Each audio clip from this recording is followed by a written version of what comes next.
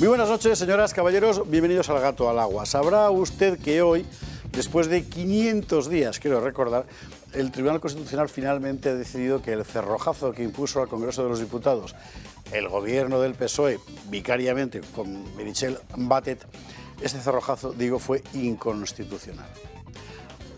Que hay que sumar a la inconstitucionalidad declarada del primer estado de alarma y a la más que previsible inconstitucionalidad del segundo, porque sería completamente absurdo que después de haber declarado inconstitucional el primero no lo hiciera con el segundo. Lo cual quiere decir, unido a otras cosas también que en los últimos meses hemos visto, ¿verdad?, que tenemos un gobierno abiertamente fuera de la ley. Generalmente cuando un gobierno hace cosas que no están dentro de la ley, pues el responsable es apartado del gobierno, más que nada por una cuestión de vergüenza, ¿no? Este no, y esto es lo más importante de todo.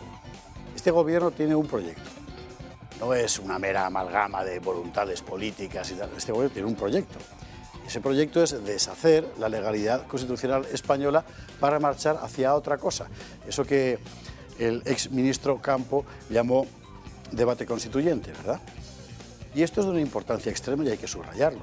Cuando uno tiene enfrente o encima un poder ejecutivo para el cual la ley solo es un obstáculo, algo que debe ser derribado, eso significa que el que está debajo, es decir, usted y yo, estamos muy expuestos.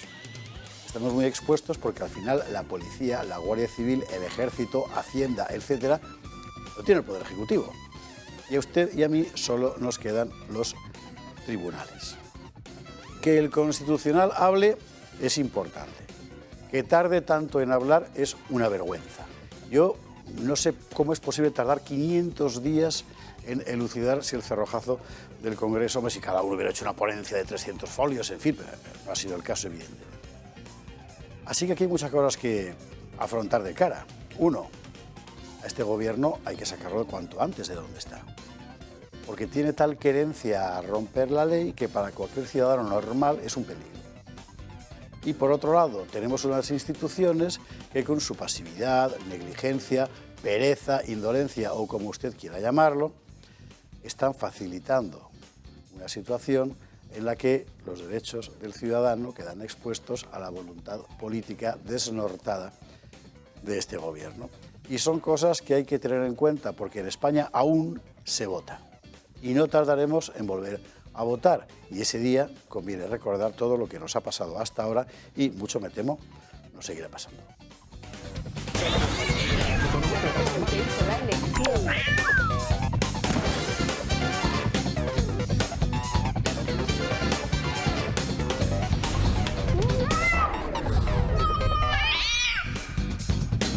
Son las 21:48, las 20:48 en las Islas Canarias y nosotros vamos a empezar a destripar la actualidad del día que hoy deja un montón de titulares. Ya tenemos ley de vivienda, por así llamarla. Básicamente consiste en que Sánchez ha cedido ante Podemos y le ha dado lo que Podemos pedía. Hoy le han preguntado a Bolaños en la rueda de prensa sobre asuntos concretos de esta ley, la bonificación de 250 euros para jóvenes, etcétera, y no tenían ni la menor idea, y eso que él es quien la ha negociado en principio. Entonces, ¿qué es exactamente lo que nos van a colar? No lo sabe nadie, pero una vez más hay que temerse lo peor. Parece ser que esta ley de vivienda era un elemento fundamental para que Podemos se viniera a pactar los presupuestos con el Partido Socialista dentro del gobierno de coalición. Pero ¿quién ha pactado exactamente qué? Porque esta mañana le preguntaban a un secretario de Estado del área de Belarra, a la que estamos viendo en imágenes, y no tenía ni la menor idea del pacto. Esto es realmente asombroso. Bolaños supuestamente ha participado en esa negociación. Anoche decía que no había acuerdo y esta mañana de repente al acuerdo han llegado Pedro Sánchez y Yolanda Díaz, tal vez en la peluquería. Bueno, aquí a qué estamos jugando, lo veremos. Hablaremos de la sentencia del Constitucional acerca del cerrojazo del Congreso en la pandemia, que es muy importante. Es muy importante porque es importante que el Constitucional diga que el Ejecutivo no puede cerrar el Legislativo porque le da la gana. ¿Consecuencias? Pues no va a haber ninguna en el plano político, nos tememos, pero debería haberlo en el plano social, en el plano popular, y de ello hablaremos también. A propósito del Constitucional, hoy el Tribunal Constitucional ha desautorizado a la Abogacía del Estado en el caso Puigdemont, porque la Abogacía del Estado está por dejar a Puigdemont libre cual pajarillo y el Constitucional está porque no. Bueno, ¿esto qué significa? En todo caso significa que la Abogacía del Estado no está trabajando exactamente para el Estado, sino para otras cosas. Y como hoy está con nosotros Antonio Alonso Timón, tendremos oportunidad de discutir acremente sobre el asunto.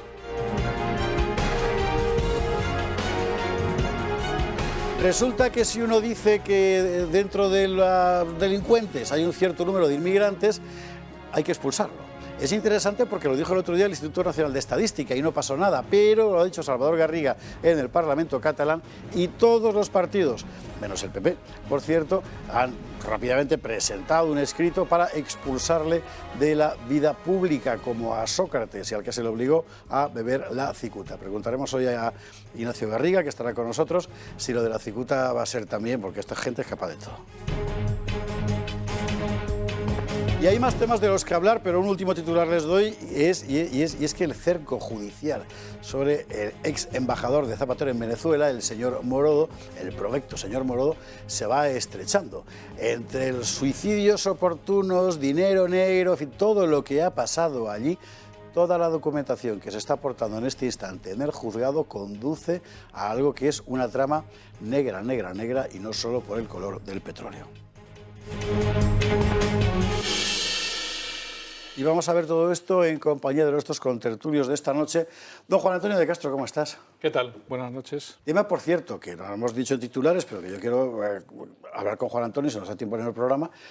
Francia, que le ha amenazado con dejar sin suministro eléctrico a Inglaterra. Ah, sí, pero Esto no pasaba desde antes de la Segunda Guerra Mundial. No pasaba, pero es desde el Brexit y la famosa negociación de la pesca.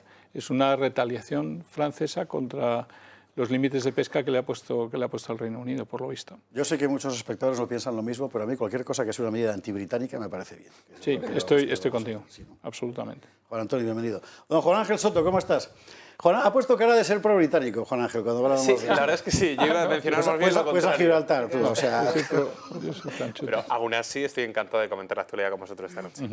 Incluso así, ¿no? Incluso así. Bienvenido. Doña Rebeca Crespo, ¿qué tal? Buenas noches. La Gaceta de la Iberosfera, ¿bien?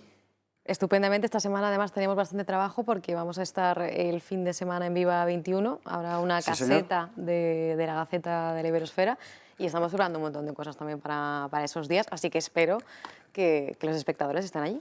Y tú también, claro. Yo no sé si voy a poder estar, pero efectivamente, sí, no, es que yo ya solo vi cuando me invitan. Por cierto, hablando de invitaciones, a ver, muy importante. Se está diciendo por ahí que el 13 de octubre yo voy a tomar un café con los espectadores. Bien. Es verdad, pero usted comprenderá que el espacio no es elástico. Por tanto, hay que llamar. Alex, por favor, el cartelito. Para mi eterno oprobio, este es el cartel que han puesto en el Club de Amigos. Si usted quiere venir el 13 de octubre a las 5 de la tarde, que es hora taurina por antonomasia, para tomarse un café conmigo y hablar de la historia de España, pues yo encantado. Si hablan ustedes, casi mejor, pero en todo caso. Es muy importante, hay que llamar. Solo podrán estar los socios y solo socios que hayan llamado y solo si han llamado, porque si no es que no se cabe. Así que si a usted le interesa esto, llame ya 916-162464 y luego lo volveré a contar. O sea que a esto sí, pero lo de la Viva 21 no lo sé. Pues ya veremos. En fin. Deberías, sí. Hay que llamar también para eso, ¿no? Hay que meterse en la página web para hacerte con una entrada también. Vale. Bueno, también Cristina lo sabe. Ahora nos lo contará Cristina. Bueno, cerrando mesa, don Antonio Alonso Timón, muy buenas noches, ¿cómo estás, maestro? Muy buenas noches, pues muy bien, en lo personal no cabe mejoría, en lo nacional no cabe peoría. Pero vamos, entre Francia y Gran Bretaña, ninguno de los dos, ni Francia ni Gran Bretaña.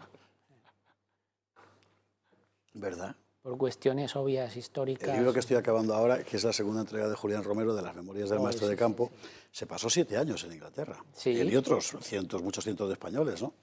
Y pasando las canutas, además, el hombre allí no vivía... Bueno, se hizo rico allí, todo se ha dicho. Bueno, pero al principio las pasaba canutas. Hombre, llegaron náufragos, imagínate. Sí, claro. Pero el asunto es que acabaron en una situación terrible, que fuera de estar en guerra al mismo tiempo con Inglaterra y con Francia, claro, y era allí una cosa, en fin. No nos ha ido muy bien nunca con ellos. Ya, bueno, esta es la historia de Europa. Bueno, y cerrando mesa, doña Cristina Esteban Calonge, muy buenas noches, ¿cómo estás? ¿Qué tal, José Javier? ¿Cómo estás? Cristina Esteban, diputada de Vox por Mallorca. No, por Valencia. Muy por Valencia, de Mallorca es ella, de Valencia, es de mi pueblo, es diputada, efectivamente. Y radical defensora con vehemencia de que se introduzca siempre la conquista de Mallorca dentro de los hechos fundamentales de la Reconquista. Así es. ¿No?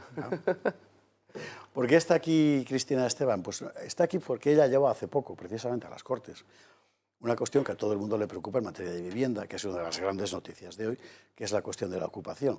Cuestión que hasta donde yo sé queda completamente fuera de la ley de vivienda pactada por el PSOE y Podemos hoy para sacar adelante los presupuestos. Y por este asunto de la vivienda seguramente podríamos empezar, ¿no? Porque desde luego, en fin, afecta a millones de personas, para bien y para mal. A los que les afecta para bien no es fácil explicarles cómo, porque el Gobierno no lo ha dicho, ni al parecer lo sabe, vista la rueda de prensa de hoy, después del Consejo de Ministros, y a los que les afecta para mal, tampoco cree usted que mucho, porque ya sabe usted que una cosa es la ley y luego el reglamento, ¿verdad?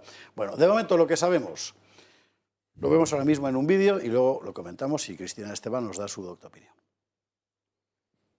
Acuerdo in extremis para cerrar los presupuestos y la futura ley de vivienda. Yolanda Díaz y Pedro Sánchez sellaban el acuerdo minutos antes del Consejo de Ministros y el anuncio pillaba por sorpresa a algunos de los implicados. Me pilla esta noticia en mitad de esta entrevista, habrá que ver a qué se refieren. Yo insisto, hasta la información... Hasta donde usted sabe, ¿no? Hasta donde yo sé, desde luego ese acuerdo no está cerrado en este momento y a esta hora. La confusión viene después de muchos días de tiras y aflojas. El PSOE presionando para cerrar las cuentas y Podemos sin ceder en temas de vivienda.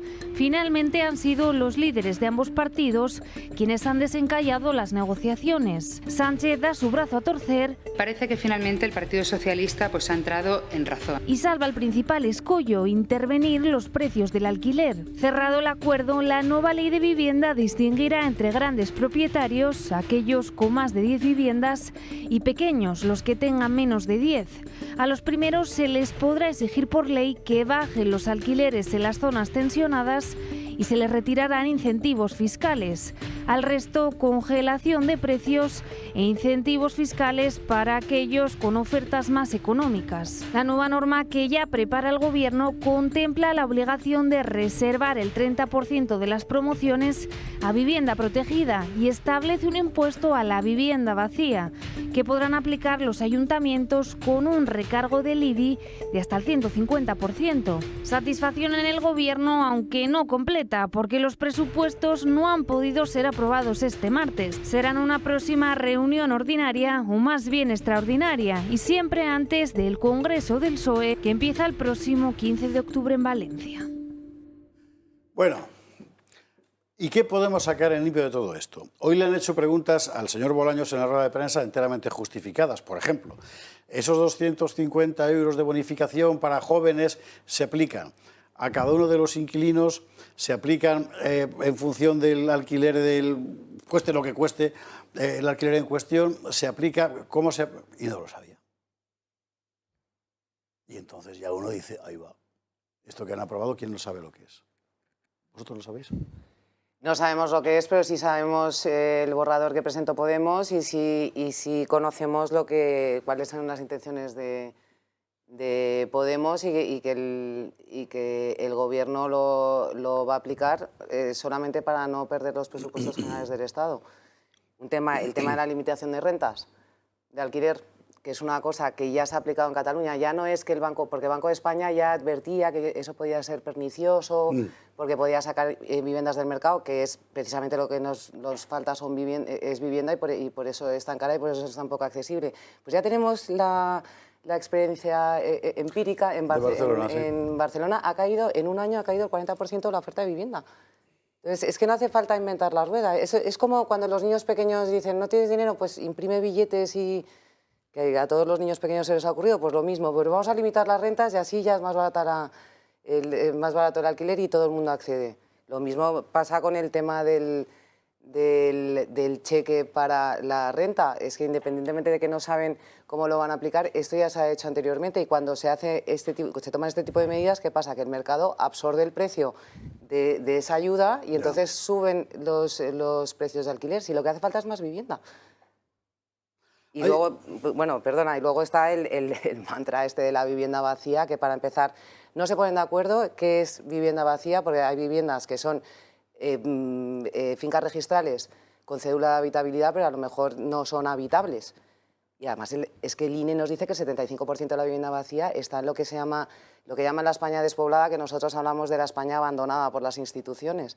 Y es que eso no es una zona tensionada. El 75%, ¿eh? No, el 150% es lo que quieren aumentar. No, el 75%, perdón, el 75% de la vivienda vacía está en lo que se llama la España despoblada, con lo cual, pero siempre vuelven con sus mantras. Además es que siempre contestan lo mismo. Mira, es que ese dato es muy importante, ese dato que tú dices que yo no conocía. Sí, bueno, el último censo es de 2011 del INE y ahora se supone que en 2021 tienen que volver a hacer el censo de viviendas por parte del INE.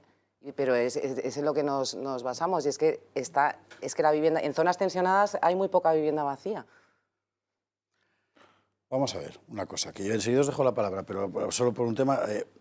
Hemos visto que Nadia Calviño ha presentado unas previsiones de crecimiento diferentes a las que ha aportado el Instituto Nacional de Estadística. Por tanto, los presupuestos parten ya de un error, que es pretender un nivel de ingresos que no va a tener. Y al mismo tiempo estamos viendo medidas que todas ellas, además oír subida de sueldo a los empleados públicos del 2%, ¿verdad? Medidas que solo significan añadir incentivos fiscales, es decir, ingresar menos, o bien derramas de estas de los 250 euros. ¿Pero ¿alguien ha hecho las cuentas en el país? Pues me temo que no, porque las cuentas no salen por ningún lado y aparte que es que están intentando aplicar unas medidas. Primero, esto es una coacción de uno de los socios de gobierno para aprobar los presupuestos generales del Estado en base a una demagogia. Y esto puede hacer daño durante muchísimos años. Hombre, es anticonstitucional de todas, pero sí, y seguramente lo tendremos que recurrir y lo que sea, pero es que puede hacer daño durante 10, 12 años al mercado inmobiliario. Es igual que si es que al final son los más franquistas, pues es igual que lo de la renta antigua de los años 60, que ha estado lastrando el mercado y distorsionando el mercado durante tantísimos años. Ya. Juan Ángel. No, me hacía gracia cuando hablaba la señora diputada, ¿no?, de imprimir dinero como los niños pequeños y como nuestro ministro de Consumo. Bueno, es decir, que esto no es... Pues eso como los niños pequeños. No discriminemos por motivos de edad, ¿no? La fantasía llega mucho más lejos. Yo tampoco sé, yo creo que a nadie nos queda claro qué incluye esta nueva ley. Lo que sí que sé es lo que va a pasar, ¿no? Lo que va a pasar es que se va a reducir el mercado, porque no ha funcionado en Cataluña, pero tampoco ha funcionado en Berlín, no ha funcionado en París, no ha funcionado en tiempos de Franco, no ha funcionado en ningún sitio, ¿no? Esto al final yo creo que es de cara a la galería, quizá ese congreso del PSOE tiene algo que ver, y al final es una cuestión de coste de oportunidad, ¿no? Es decir, a cuántos de mi tribu, ¿no?, que me votan beneficia esto, y por tanto me van a seguir votando, me van a votar más, y a cuántos perjudica, en cuyo caso, e incluso perjudicándoles, me harán la vista gorda por el nivel de sectarismo que tenemos a día de hoy también en los electorados, no solo del PSOE, en nuestro país. Y también sé qué es lo que va a pasar en cuanto a la reacción, como se pasan de la raya, que seguramente se hayan pasado, porque esto es un acuerdo con ni más ni menos que Unidas Podemos, ¿no? En concreto con la ministra Díaz. Y es que, claro, los grandes tenedores de vivienda, que es a los que especialmente afecta, son, ¿no?, que según la ley son aquellos que tienen 10 o más inmuebles, pues son bancos y son fondos. Y cooperativas. Entonces lo que va a pasar es que van a elegir sus inversiones más allá de nuestras fronteras. Claro. Entonces no es una jugada maestra en lo que se refiere a la economía. Y cooperativas, es verdad. Efectivamente. Y cooperativas, sí. Y cooperativas de la UGT, por ejemplo. La inseguridad jurídica va a hacer que, vamos, aquí no van a poner un ladrillo un promotor, Ya. Claro. pero en ningún momento. Y lo que nos hace falta es que se construya más en las zonas tensionadas. Absolutamente, sí. Juan Antonio, Rebeca, Antonio. Sí, a mí me parece que primero soñamos con el crecimiento del año 22, que no está nada claro que vaya a ser lo que se supone, ese 7% y tal. Shock energético, inflación, dificultades de oferta, todos son señales que no son buenas. Unos países desarrollados que sí que se recuperan, pero un montón, la gran mayoría de los países en desarrollo que no, por lo tanto no va a haber tirón de demanda. Esto no va a ser el 7% ni mucho menos que está planeando, 6 o 7% que está planeando el gobierno. Luego, respecto a la ley de vivienda en particular, a mí me parece... Lo más asombroso que me parece este gobierno, que dice siempre que no hay que dejar nadie atrás, es que esta ley que habla de 10 casas o más o 10 casas o menos es absolutamente injusta y discriminatoria con los más humildes. Pero por una simple razón. Vamos a ver, aquí un señor que resulta que con el trabajo de toda su vida ha conseguido comprar 10 pisitos pequeñitos de 30 metros cuadrados en pueblitos de Teruel, de Guadalajara, de donde sea, que valen 15.000 euros cada uno, va a ver seguramente su renta bajar de 1.500 al año o al mes a 1.000 euros, le van a empobrecer. Y sin embargo, aquel señor que es propietario de 7 casas en La Moraleja, para Cristiano Ronaldo o en Barcelona para Messi, ese señor no va a tener ningún problema. Es un pequeño tenedor. Es un pequeño tenedor. O sea que el pequeño tenedor y el gran tenedor no veo aquí para nada la relación. Y luego el 90% de las viviendas son viviendas pequeñas. Y el 96% están en manos de propietarios privados. De propietarios privados. Eso además es casi absurdo. no tiene incidencia en el mercado residencial, el tema de los fondos y de las OCIMIs. Es que es muy poco en vivienda. Claro. Pero además confunden el grande y el pequeño, no tienen ni idea de lo que está pasando. Y bueno, ya no quiero decir si le ponen el 150% al IBI. ¿Qué pasa con toda la gente que en una provincia tiene en una urbanización su casita, segunda residencia, súper humilde, que a lo mejor le ha costado y ahora va a ver su IBI subir 150%? Lo dejan sin casa. Pero ¿saben la cantidad de gente que hay en España que tiene en una urbanización un chalet de segunda residencia?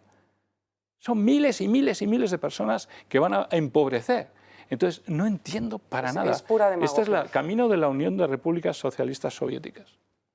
Es el único camino que Lo que vosotros habéis propuesto en las Cortes ha ido por el camino fundamentalmente de la ocupación, que es un problema mucho más... Bueno, hemos propuesto muchísimas cosas, pero concretamente el tema de la ocupación lo hemos tocado desde la proposición de ley que presentamos para modificar el Código Penal, y la última que presentamos, la de la semana pasada, era para introducir este tipo de delitos en la Ley de Enjuiciamiento Criminal. O sea, para dotar a las fuerzas y cuerpos de seguridad de herramientas legales para poder lanzar inmediatamente y que sea enjuiciado el ocupa de manera inmediata, el ocupa o el inquiocupa, que este es uno de los grandes problemas que estamos teniendo ahora. ¿Qué es eso? Y de hecho los estamos defendiendo. El inquiocupa es una nueva palabra, pues es un nuevo fenómeno que, sobre todo al amparo del Real Decreto Ley que prohibía los desahucios, pues son inquilinos que no pagan.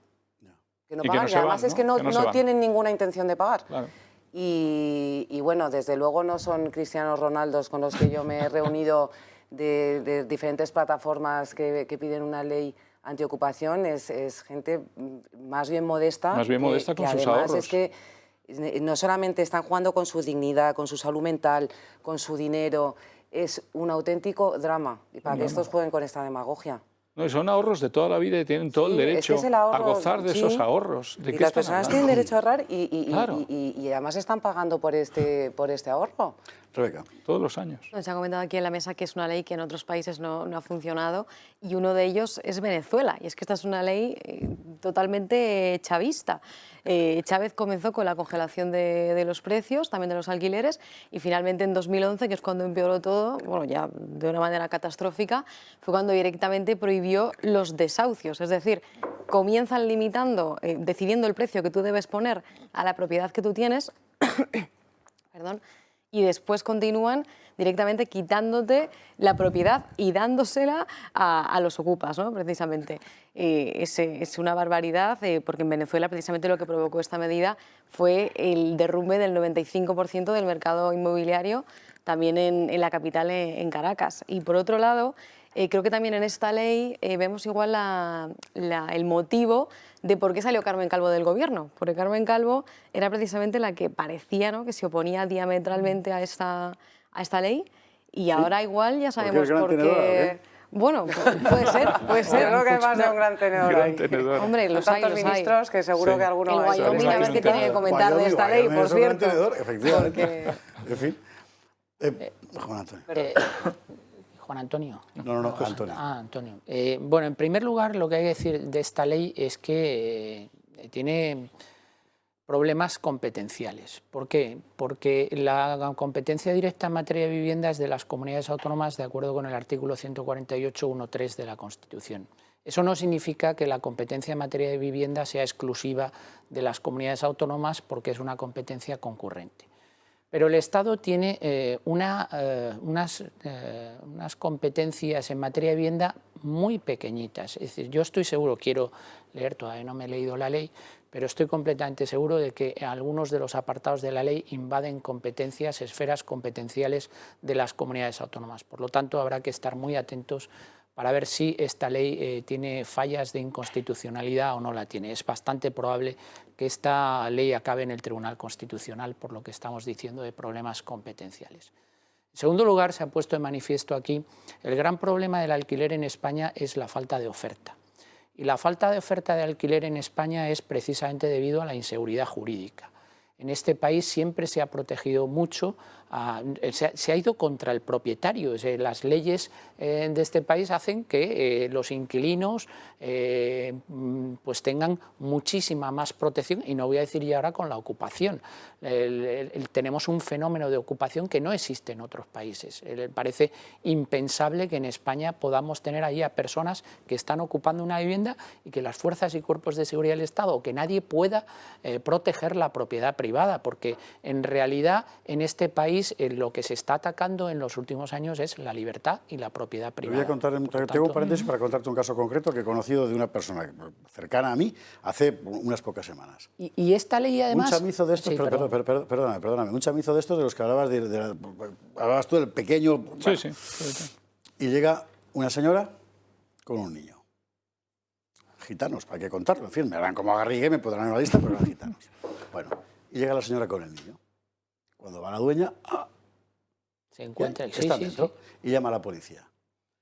¿Qué pasa? Pues que, hombre, es que estando el niño, pues no van a entrar. Y tampoco pueden sacar fotos. Y llaman al alcalde. Y el alcalde, pío que yo no he sido. Al final todo es una trama y tú pagas a la familia de esta señora una cantidad para que la señora se vaya con el dinero puesto aquí. Es así. Hay mafias, es alucinante. Hay mafias que se dedican a eso. Pues esa es la radiografía, ¿no?, que tenemos en España con respecto al derecho de propiedad, en este y en otros ámbitos. Y luego, en tercer lugar, este tipo de leyes se producen porque ni creen en el mercado ni saben cuál es el funcionamiento del mercado, porque son medidas absolutamente contraproducentes, como también se ha puesto aquí de manifiesto, y el ejemplo más gráfico es el que nos contaba ahora Cristina de Cataluña, ¿no?, o de Barcelona. No solo se ha bajado la oferta de alquiler, de pisos en alquiler, sino que el precio no ha bajado, es más, ha subido más que en Madrid. Es que apenas ha incidido en el precio. O sea, esto va, evidentemente, estas medidas intervencionistas, y sobre todo en un momento en el que había una oportunidad porque había grandes inversiones de inmobiliaria en alquileres que iban a aumentar la oferta del alquiler en nuestro país, y por lo tanto dar una posibilidad a la gente que no tiene acceso a la vivienda, sobre todo en grandes ciudades, y esto se lo va a cargar porque efectivamente los fondos de inversión y la gente que estaba comprando inmuebles para alquilar, pues como se ha dicho aquí, se va a ir a otros sitios. Esto se une que si tú quitas los beneficios de las empresas energéticas, etcétera, etcétera, estás realizando un intervencionismo en el mercado que es difícilmente compatible con la seguridad en las inversiones, y que esto ahuyenta a los inversores. Y desde el punto de vista de la forma hay dos cosas. Claro, hemos asistido hoy a la ceremonia de la confusión de nuevo. Vemos un gobierno que no está coordinado, entre ellos. Es que hay un señor que es el ministro de la Presidencia que por la mañana dice una cosa y por la tarde es otra cosa totalmente distinta. Yo llevo defendiendo aquí que el Consejo de Ministros es una jaula de grillos, total y absoluta. Y luego lo último, y con esto termino, la imagen que está dando Podemos, desde mi punto de vista, es equivocada, porque el proyecto político de los dos partidos que están en coalición es el mismo. Es el mismo. Entonces le deja a Pedro Sánchez la imagen de moderado que ha tenido que ceder ante Podemos y tal. Pero sí es lo mismo. Si Pedro Sánchez no cree en el mercado, si Pedro Sánchez no sabe ni conoce cuál es el funcionamiento del mercado, y por lo tanto él iba a hacer exactamente lo mismo. Lo que pasa es que parece que lo hace porque le fuerza a Podemos. No le fuerza a Podemos. Porque lo que hizo con las eléctricas el otro día es una barbaridad, y lo que está haciendo con la vivienda ahora es una barbaridad. Y es porque es su proyecto político. Su proyecto político es arruinar a la clase media de este país, cuanto más a la clase más humilde, que va a ser la que sufra las consecuencias de estas medidas. Cristina, vosotros de este texto no conocéis más que ningún otro ciudadano. Nada más que lo que habéis comentado vosotros. Y la experiencia que lleváis de la vida de las Cortes, que podéis tener una idea hubo un borrador de lo que se pasó en junio, pretender. pero sí, la experiencia y lo que dicen ellos en el Congreso. Vosotros recurriréis si encontráis materia, como ya está diciendo la COE. Bueno, es que atenta claramente contra la libertad de empresa y contra la propiedad privada, es que ya van 2 artículos. Y temas competenciales. Y temas competenciales. Bueno, sabes que la ley catalana de vivienda sí la recurrió el PP y la recurrió el PSOE. Lo que pasa es que y ganaron el recurso, o sea, el PSOE ganó el recurso, pero no ha solicitado su implementación, porque claro, explícame eso.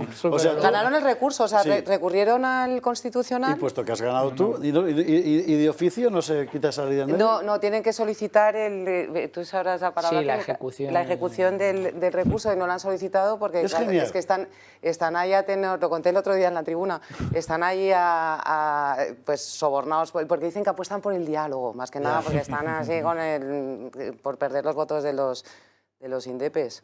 Joder.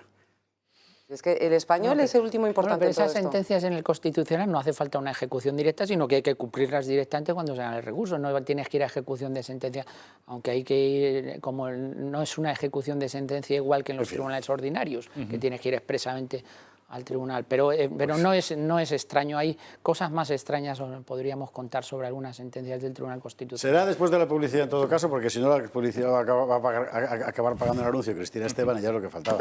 Cristina, mil gracias por estar aquí esta noche con nosotros para hablar un poco del asunto de la ley de vivienda, aunque es verdad que apenas te ha dejado hablar esta gente, pero bueno, algo nos hemos hecho una idea de lo que se puede venir encima e iremos informando según nos vayan contando, porque esta tarde ni Bolaños lo sabía. Con lo cual, en fin, tengo un regalo para ti, para resarcirte de tantas cosas.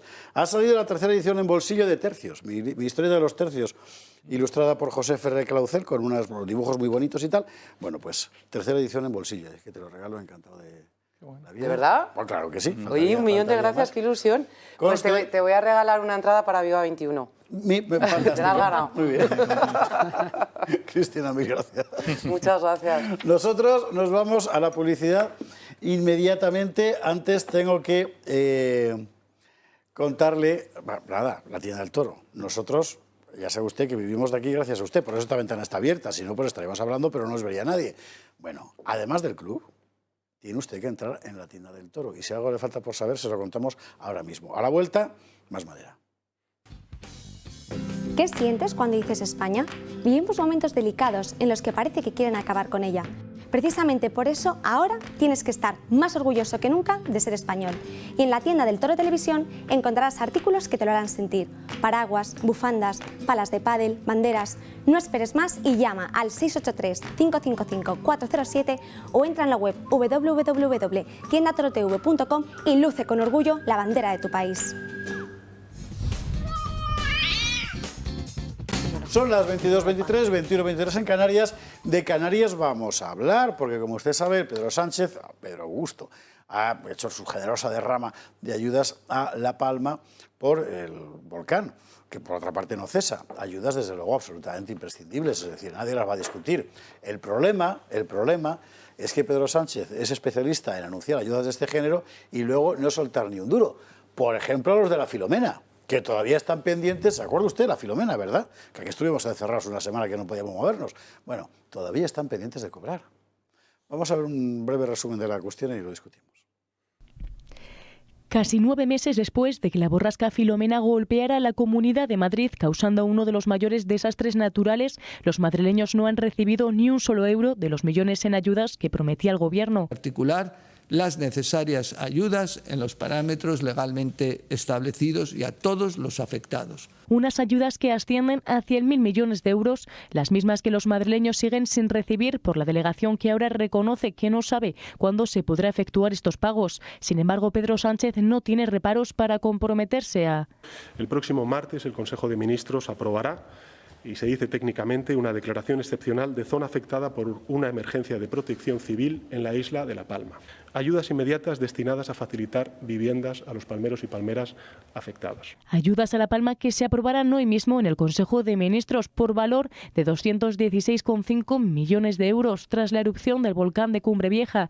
15 días después de que el volcán entrara en erupción ya son 1000 edificaciones arrasadas, miles de personas confinadas, 400 hectáreas cubiertas de lava y 4.819 cubiertas de ceniza. Y aunque el Gobierno reconoce que el impacto está siendo muy duro, creo que las administraciones con una extraordinaria coordinación, independientemente de los colores políticos, está siendo ejemplar. Más duro se prevé que sea si el Gobierno continúa prometiendo lo que nunca reciben las comunidades. Bueno, que con este Gobierno es lo habitual, ¿eh? Es decir, aquí han anunciado dinero, vamos, yo qué sé, 5 carreras de indias, ¿verdad? Tenemos que haber consumido ya, y nadie ha visto nada, y lo de la Filomena es un ejemplo, así que los de La Palma ahora están diciendo... ¡Ojo! Que han anunciado que me dan algo. Yo vi una entrevista... Bueno, pero los de Lorca ya eran de otro gobierno, han pasado por 2 gobiernos. Yo veía el otro día alguna entrevista a los palmeros y eran un poco escépticos. Y claro, teniendo quien estaba prometiendo las ayudas, pues es normal que la gente esté un poco escéptica acerca de las ayudas.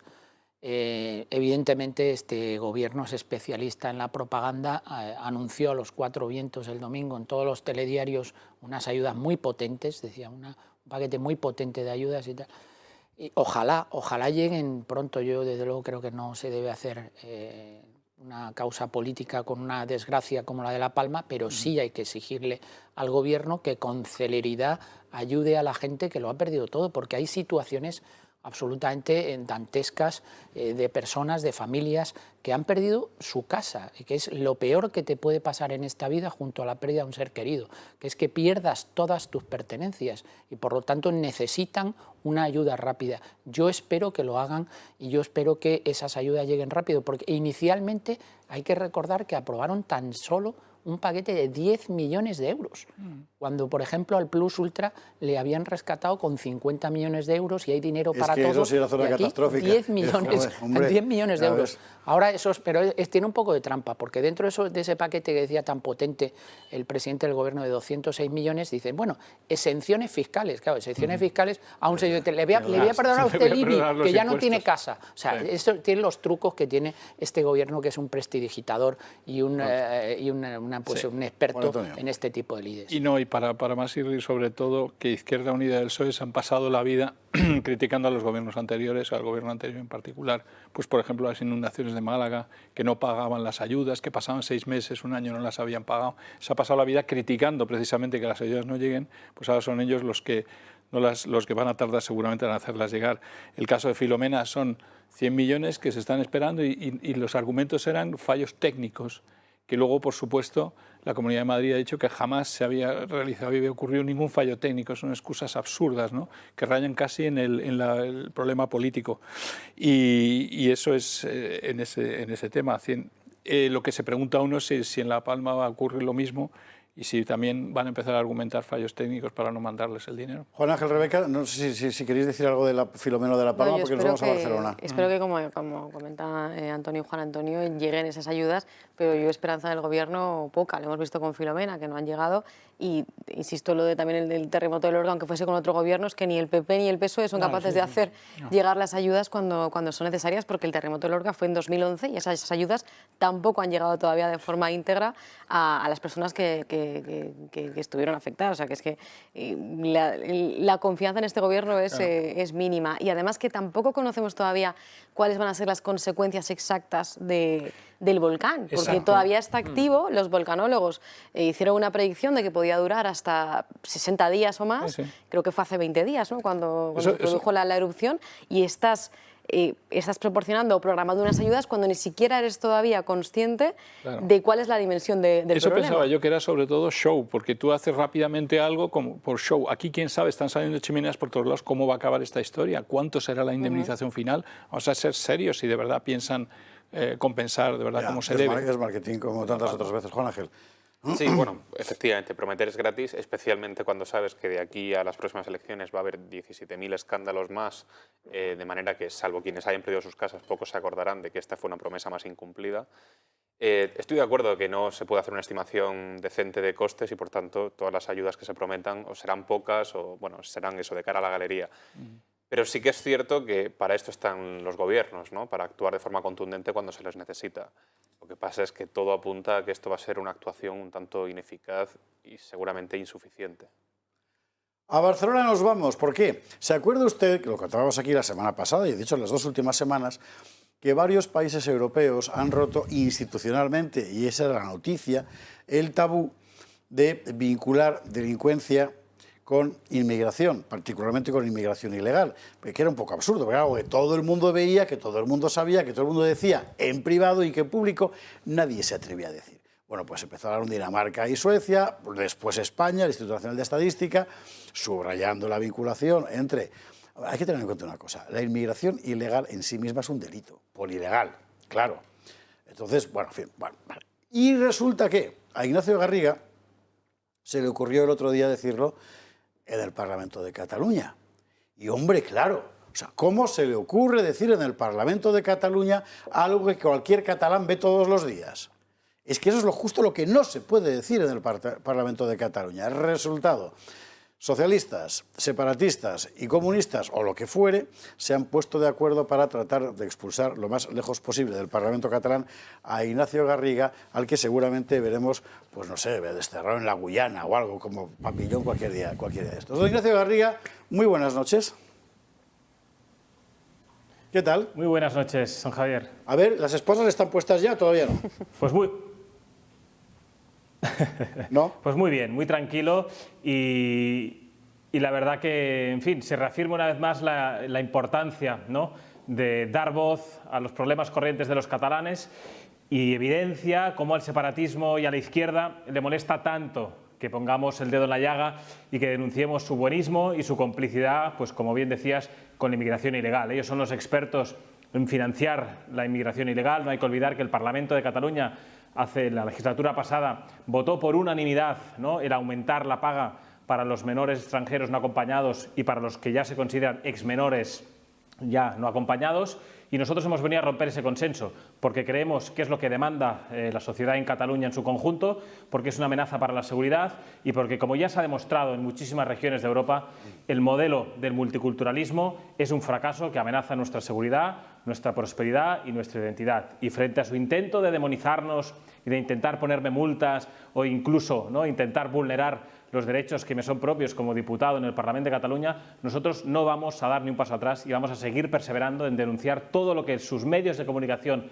perfectamente subvencionados silencian y lo que ellos también desde la tribuna silencian permanentemente. De este asunto de su condición de diputado vamos a hablar enseguida porque me parece muy relevante. Pero antes, como la mayor parte de la prensa vasalla está ofreciendo una versión directamente denigratoria de sus palabras, por propósitos racistas, xenófobos, etcétera, etcétera, etcétera, me gustaría que le contara usted a la audiencia qué es exactamente lo que usted dijo en el Parlamento de Cataluña. Bueno, pues yo lo único que dije es, en primer lugar, leer una serie de noticias publicadas, muchas por medios subvencionados por el separatismo en la izquierda, donde iba relatando los últimos delitos en los últimos meses que se habían producido en Cataluña. Violaciones a discapacitadas por parte de magrebís, asaltos a casas por parte de argelinos, y así fui relatando pues una serie de noticias que el conjunto de los catalanes había podido sufrir en sus barrios y leer muchos otros en los medios de comunicación. Y por otro lado, enumeré los datos que salen publicados en el Departamento de Justicia de la Generalitat de Cataluña, en el IDESCAT, donde hablan de la población reclusa en Cataluña. Y hablaban de que entre 2016 y 2020 tenemos en torno a 7.000 y pico reclusos en Cataluña.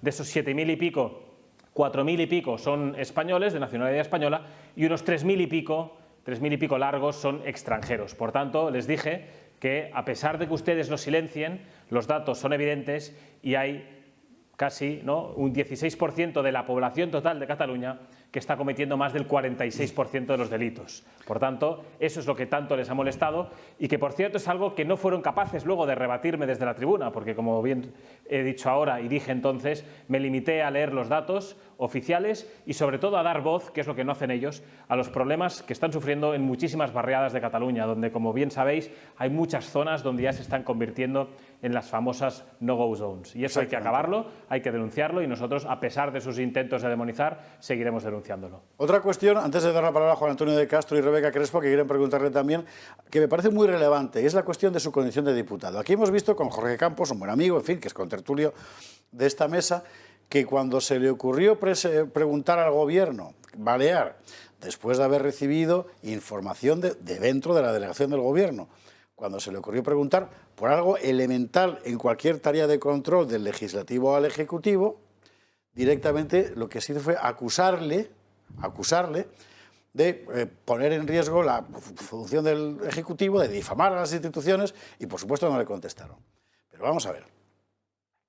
Se supone que los parlamentarios, o sea, ustedes, están precisamente para hacer esas cosas, ¿no? Pues efectivamente, esa es nuestra labor, es fiscalizar, en este caso, a la mafia separatista que lleva instalada durante décadas en el Parlamento de Cataluña y en las instituciones de Cataluña. Y nosotros hemos venido a eso. Lo que pasa es que estaban acostumbrados a tener una posición sumisa, a una posición que enseguida que les ladraban un poco, pues bajaban la cabeza, arriaban las banderas y preferían jugar a ese compadreo con el separatismo y con la izquierda en Cataluña. Ahora se han dado cuenta que ha entrado una formación política, que Vox, empujada por más de 217.000 catalanes, que no está dispuesto a callarse ni a bajar la cabeza ni a arriar ninguna bandera, sino a denunciar todo lo que dijimos durante la campaña electoral, lo que nos dicen los vecinos en las muchísimas salidas que hacemos a lo largo y ancho de Cataluña, y por tanto seguiremos perseverando en la defensa de la verdad, porque, como decía un buen santo al cual le tengo mucha devoción, la verdad prevalecerá. Y desde aquí les animo también a que reflexionen sobre otra frase muy bonita que decía que la verdad os hará libres. Por tanto, yo les emplazo a esta mafia separatista y a la izquierda a que busquen la verdad, a que hablen con los vecinos y verán cómo lo que está denunciando Vox desde la tribuna del Parlamento son los problemas pues, acuciantes que sufren los catalanes día a día. Que no se le ocurra citar en el Parlamento de Cataluña a un santo, porque ya acaba en galeras. Después de esto ya sería lo próximo. Rebeca Crespo, Juan Antonio. Bueno, yo quería preguntarle, buenas noches, Ignacio Garriga, soy Rebeca Crespo de la Gaceta de la Iberosfera.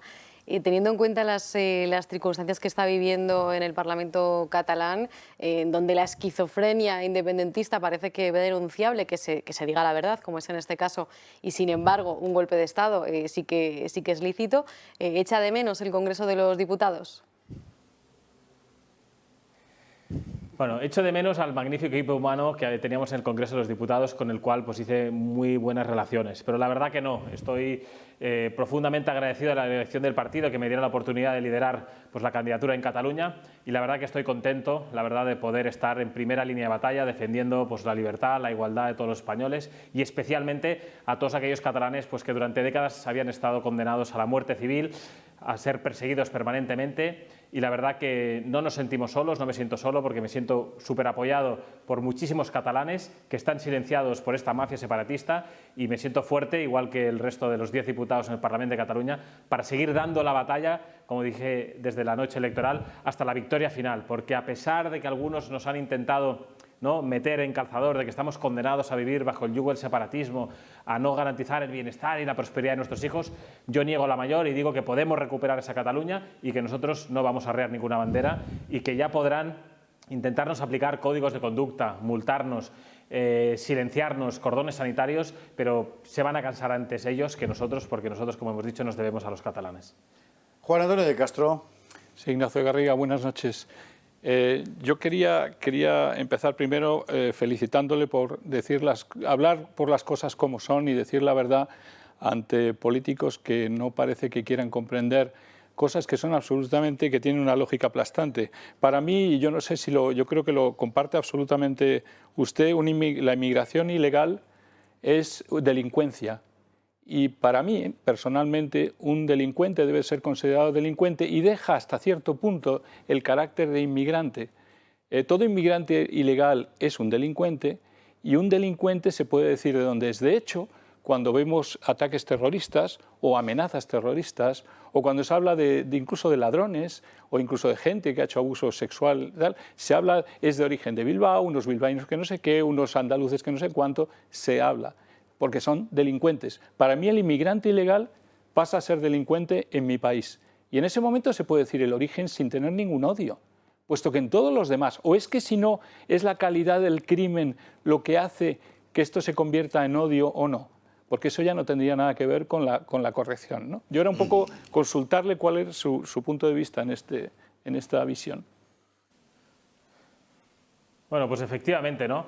Desde el primer momento que hay un inmigrante ilegal, ya está cometiendo una ilegalidad, efectivamente, y es un delincuente. Y, por tanto, lo que hay que hacer es devolverlo a su país de origen. Igual que a un español corriente, si se salta una señal de tráfico o excede la velocidad permitida, le sancionan, pues en este caso con más razón. El problema de fondo es ese buenismo que está instalado, o mejor dicho, que está impuesto, ¿no?, por unas ciertas élites, en Cataluña, pues sobre todo por el separatismo, con la complacencia de la izquierda y también con el silencio cómplice del Partido Popular y Ciudadanos, porque no olvidemos que también en el Parlamento el otro día recibí pues, un discurso muy duro por parte del portavoz de Ciudadanos diciendo que yo criminalizaba la inmigración, cuando es absolutamente falso. Como bien sabéis, lo que me limité a hacer es a denunciar las consecuencias de la inmigración ilegal, a la relación, según datos oficiales, de cómo la inmigración ilegal está cometiendo pues, un alto porcentaje de los delitos en Cataluña y, por tanto, lo que hay que hacer es restablecer la ley, restablecer el orden y utilizar el sentido común, ¿no?, que, por desgracia,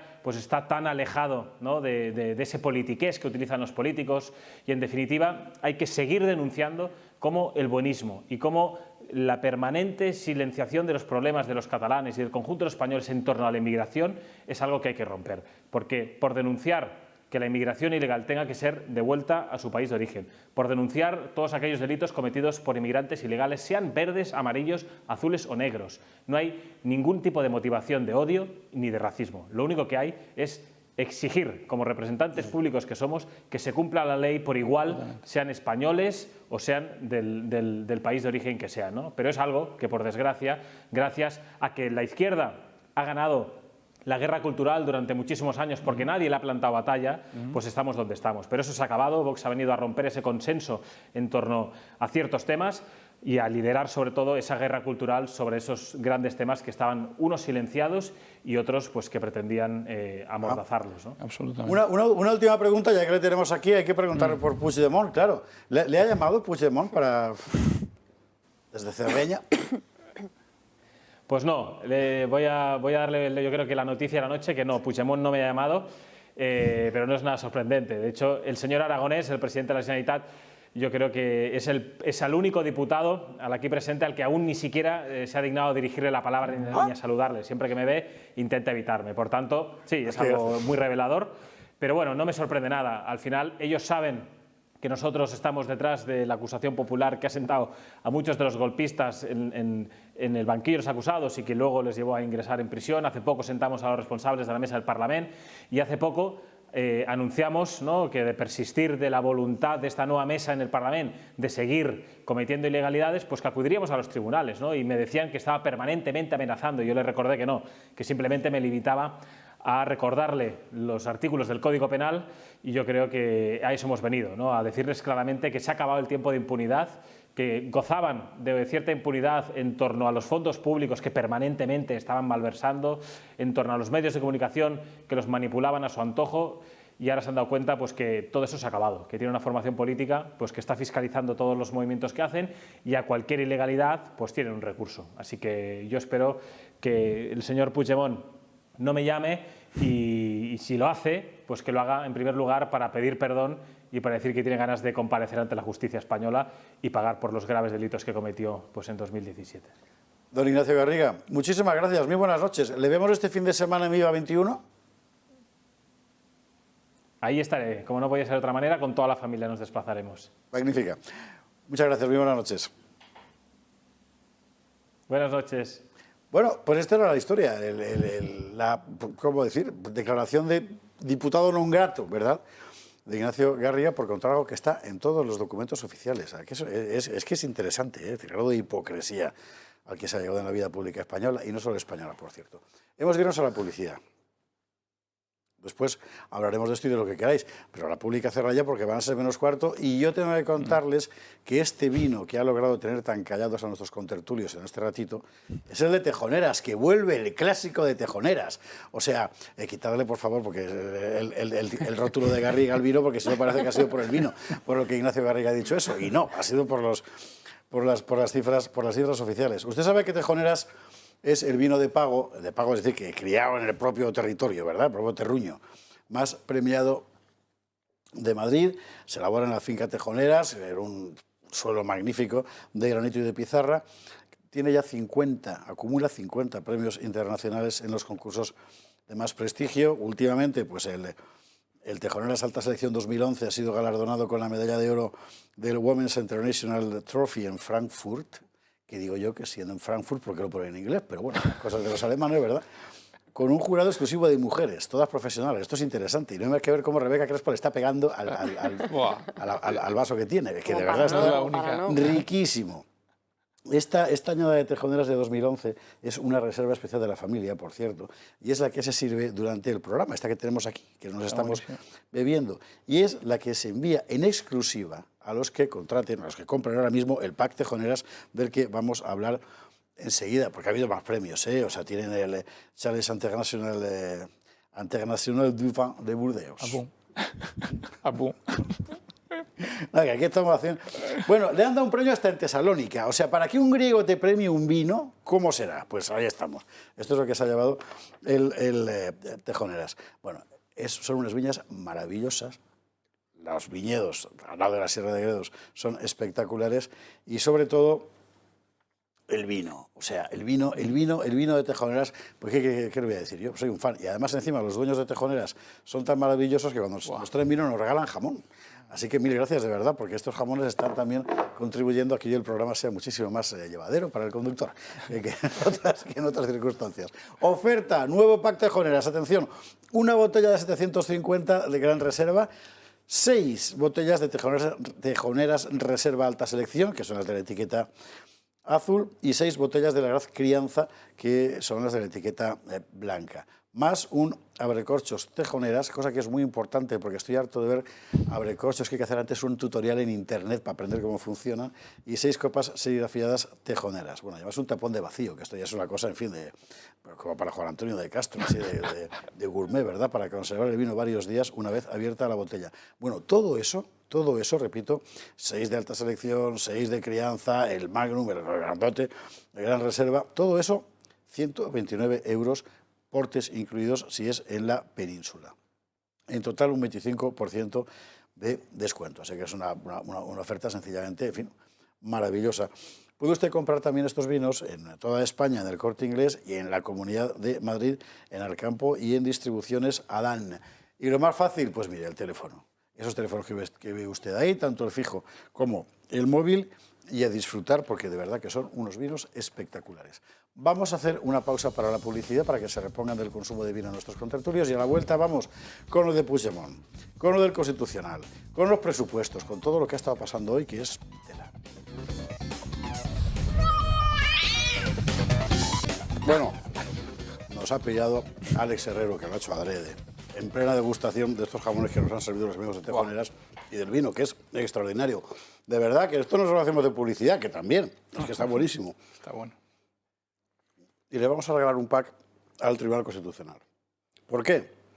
Pues porque por lo que ha dicho hoy, de que la euroorden contra Puigdemont debe seguir vigente. Y ahora nos pondrá agua en el vino Antonio Alonso Timón desde el punto de vista jurídico, pero la historia es muy importante. Conjunto, Ana Agullo. Fuentes del Tribunal Supremo indican que la decisión de Italia de suspender la entrega del expresidente de Cataluña, Carles Puigdemont, ha estado condicionada no solo por elementos jurídicos, sino porque al Gobierno no le interesaba tener aquí en España a Puigdemont, y principalmente porque tienen abierta una mesa de diálogo con él, y en el caso de que viniera, el Gobierno tendría que tomar una decisión bastante incómoda sobre si le ofrece los indultos como ha hecho con los líderes independentistas o si le encarcela. En este sentido, volvamos un momento a esos elementos jurídicos de los que hablábamos. Existen en la actualidad 2 euroórdenes que están pendientes de resolver por los tribunales de la justicia de la Unión Europea. El primero de ellos va a tratar de determinar qué potestad o qué margen tienen los países para denegar la entrega de un prófugo, y la segunda de ellas va a determinar o esclarecer si los europarlamentarios tienen inmunidad o no. Hay que indicar que el Tribunal Supremo ha establecido que, en este sentido, ningún país de la Unión Europea se va a posicionar hasta que no se resuelvan estas 2 euroórdenes. Además, también ha sido decisiva la Abogacía del Estado, que se ha posicionado diciendo que estas euroórdenes se encontraban suspendidas y, por lo tanto, esto ha sido utilizado en su favor de la defensa de Carles Puigdemont ante la justicia italiana, que no le ha quedado más remedio que hacer lo mismo que hizo Bélgica, no entregar a Puigdemont y posicionarse pues al respecto totalmente fuera de plano para ver qué dicen esas sentencias de las euroórdenes, ¿no? Entonces hay que también indicar, sin embargo, que le ha llevado ahora mismo, en último momento, un varapalo del Tribunal Constitucional a la Abogacía del Estado, porque ha indicado que por unanimidad sí que avalaban que esas 2 euroórdenes siguen vigentes. Vamos a tratar de separar 2 cosas importantes. Uno, me parece que no hay ningún español bien nacido, Antonio Alonso Timón incluido, por supuesto, porque es un patriota, que no desee que Puigdemont venga a España para ser juzgado. Eso es una cosa. 2, el embrollo jurídico es fenomenal, fenomenal. Y con frecuencia las cosas que dicen nuestros órganos institucionales no son las más simpáticas para unos o para otros. Y yo, sinceramente, no sé si es por, como decir, orientación política o porque realmente aquello es una selva, Antonio, muy complicada.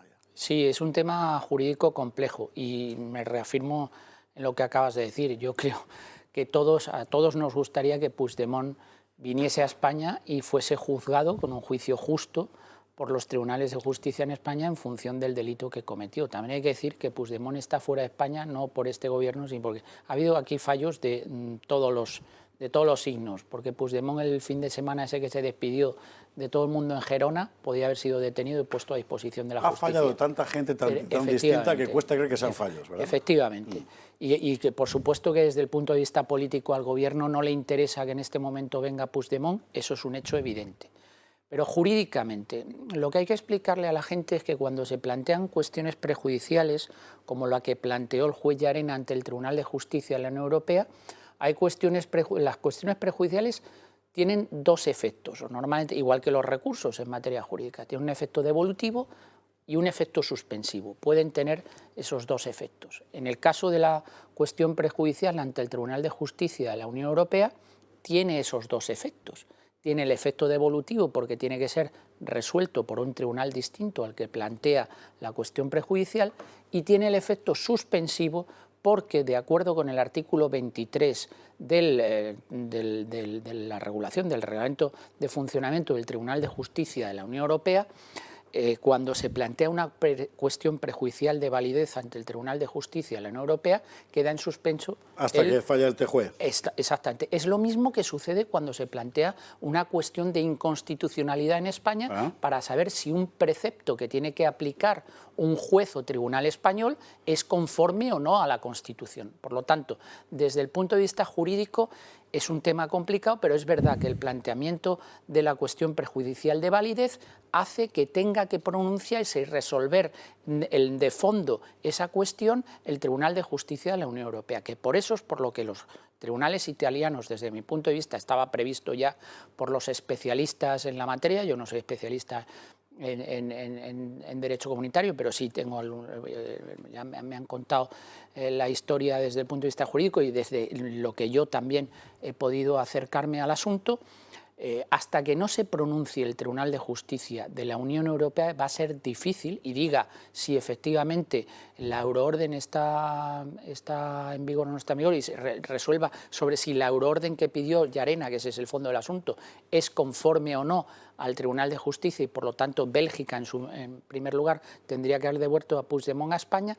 Pues no se va a producir el pronunciamiento ni van a entregar ningún tribunal europeo a Puigdemont a España. Hay que tener en cuenta que además el señor Puigdemont ha pedido unas medidas cautelares ante el Tribunal de Justicia de la Unión Europea, que por otra parte fue lo que le dijo el Tribunal de Justicia de la Unión Europea. Le dijo, mire usted, a día de hoy según ha dicho España, porque la Abogacía General del Estado ante el Tribunal de Justicia de la Unión Europea dijo que la euroorden quedaba en suspenso hasta que no se resolviese sobre el fondo del asunto, porque estaba esta cuestión prejudicial. Si la Abogacía del Estado hubiera pedido otra cosa, ¿habría cambiado algo? Pues es que no ha pedido otra cosa, pero si hubiese pedido otra cosa sí que habría más argumentos para decir, habría una sintonía, pero yo creo que hubiese sido difícil que hasta que no se pronunciase sobre el fondo y resolviese esta cuestión prejudicial de validez del Tribunal de Justicia de la Unión Europea, nos hubiesen podido devolver a Puigdemont a España. Juan Antonio, Rebeca, Juan Ángel, ¿cómo lo veis? A ver, yo estoy absolutamente de acuerdo, lo has expresado muy claramente todo el entorno jurídico y la explicación de lo que ha ocurrido. Pero a mí me parece que detrás de todo eso sí hay una cierta intencionalidad y un conflicto entre el Ejecutivo y el Poder Judicial en España en este tema. Por supuesto. Es verdad que la Abogacía del Estado toma unas libertades frente a lo que el juez Llarena ha planteado y demás, toma unas libertades de hacer un escrito que dice claramente, como acabas de mencionar, el texto es: ningún órgano judicial de la Unión Europea podrá ejecutar órdenes mientras el Tribunal de Justicia de la Unión Europea no resuelva la cuestión. Más claro, imposible. Le está dando al juez italiano la razón para decir si lo dice la Abogacía del Estado en España. Pero ¿qué es lo que muestra todo esto? Yo creo que nadie se cree en Europa la independencia del Poder Judicial en España. Y todo el mundo tiene como metido en la cabeza que aquí estamos en un lío en el que se hacen indultos, en el que el Poder Ejecutivo entra sobre el Judicial, en el que la Abogacía del Estado le lleva la contraria al juez Llarena e incluso al Tribunal Supremo, que apoya al juez Llarena. O sea, que es que la visión que tienen en Europa de este conflicto entre Poder Ejecutivo y Poder Judicial es impresionante, ¿no? Y luego el propio Enrique López, el consejero de Justicia de la Comunidad de Madrid, ha sido muy duro, dice que la abogacía miente al Tribunal de Justicia de la Unión Europea cuando dice que eso estaba en suspensión. Dice que miente claramente, ¿no? O sea que ahí hay un conflicto. Juan Ángel, Rebeca. Yo suelo añadir que no es una percepción por parte de Europa de que esto es un guirigay muy considerable en el plano judicial, sino que es cierto. O sea, la propia Unión Europea, recordemos que desde los primeros tejemanejes de renovación del gobierno del Consejo General del Poder Judicial, ¿no? Ya empezaba a tantear ese supeditar los fondos europeos de recuperación por motivo de la pandemia, ¿no? A que el gobierno dejase de inmiscuirse, ¿no? en el Poder Judicial. O sea, que no es una percepción, realmente somos un hazmerreír por este asunto. No, yo simplemente señalar, porque creo que Antonio lo ha explicado también muy bien, y señalar la desvergüenza, ¿no?, de esta abogacía del Estado, que es la abogacía del Gobierno. Veía esta mañana también una viñeta de Puebla en la que decía, y yo creo que es la expresión o la definición perfecta de la abogacía del Estado, decía, es la abogacía del Estado del bienestar de Pedro Sánchez, ¿no? Porque es que todas las situaciones que está haciendo la abogacía del Estado son vergonzosas, y también la última de ellas, recordemos que ha querido censurar información del caso Gali, o sea, que implicase al Gobierno y a González del caso Gali. O sea, señalar sobre todo eso, esa desvergüenza de la abogacía del Estado, en que no se puede confiar absolutamente nada. Yo tengo una duda, Antonio. ¿La abogacía del Estado tiene siempre que ser el defensor a ultranza del gobierno de turno? No, en absoluto. Mire, ¿Puede llevarle la contraria? ¿Puede decir yo defiendo a Llarena? Igual que la Fiscalía, la abogacía del Estado, igual que la Fiscalía, lo que tiene que defender es la legalidad y se rige por parámetros de legalidad, no por parámetros de oportunidad de lo que el gobierno de turno le interese. Mira, esta tarde teníamos el acto de apertura de los másters de mi universidad, la Universidad Pontificia Comillas, en ICADE. Y precisamente la conferencia inaugural de esos másters lo da un abogado del Estado muy conocido, y que decía, no entraba en estos temas, por supuesto, lo decía como un obiterdista, que él había servido a la abogacía del Estado durante 8 años, pero que la abogacía del Estado es la abogacía del Estado y que él defendía al Estado, no defendía al gobierno, y que por lo tanto los abogados del Estado tienen como misión servir con objetividad los intereses generales, como tiene que ser cualquier actuación que presida, cualquier cosa que presida las actuaciones de la Administración General del Estado. Sí, pero entonces no Artículo tenía que haber 103.1 de la Constitución. Una coordinación entre la abogacía del Estado y Llarena y el Tribunal Supremo. ¿No podía haber habido una coordinación si de verdad está para defender el Estado? Debería haber existido una coordinación entre porque el espectáculo, el daño, desde luego, no sé, creo que lo has dicho tú antes, Juan Antonio, o no sé si ha sido Rebeca, el daño está hecho, o Juan Ángel. El daño a la imagen de España está hecho ya, ¿no? Es verdad que también la imagen de Puigdemont pues es la que es, o sea, si este es el señor que es el líder del independentismo catalán, que va por ahí en las condiciones en las que va paseándose por Europa, pues es lo que es. Pero hombre, Puigdemont es lo que es. Sí, pero el Estado español debe estar por encima de un señor como este, ¿no? Que representa lo que representa. Y la imagen de España ha quedado claramente dañada en todo este episodio. La abogacía del Estado sirve fundamentalmente para que el Estado sea un Estado de derecho, cosa que es muy importante. Y por cierto, es una de las razones por las cuales no es necesario que un Estado sea democrático para ser un Estado de derecho, que el concepto es distinto, no tiene nada que ver. Hombre, es más fácil, ¿verdad?, que un Estado sea de derecho si es democrático, claro, pero lo esencial es que el Estado, en su ejercicio del poder ejecutivo, se ajuste a la ley escrita. Y la abogacía del Estado sirve, entre otras cosas, para eso. Y cualquiera que vaya a trabajar en la Administración sabe el infierno que es tener que discutir con un abogado del Estado cuando está sacando un proyecto de ley. O sea, normalmente, ¿no?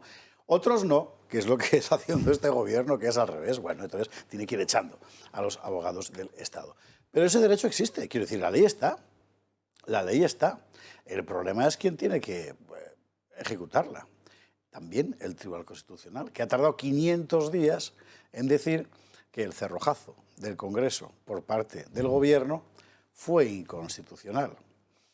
Y esto es muy importante, porque recae directamente sobre los frágiles hombros de doña Meritxell Batet, presidenta del Congreso, que ya sabemos que la decisión la tomaría pues Pedro Sánchez o Carmen Calvo o Pablo Iglesias o quien fuere, que da igual, pero la responsable institucional de ese cierre completamente abusivo de las Cortes fue Meritxell Batet. Y hoy el Constitucional ha dicho con toda claridad que fue inconstitucional cerrar el Congreso durante la pandemia. Y quien llevó el asunto a los tribunales fue precisamente una abogada del Estado, que es Macarena Olona, que hoy se explicaba así en rueda de prensa. Lo que hemos tenido, y hoy certifica el Tribunal Constitucional, es un gobierno de España con poderes ilimitados.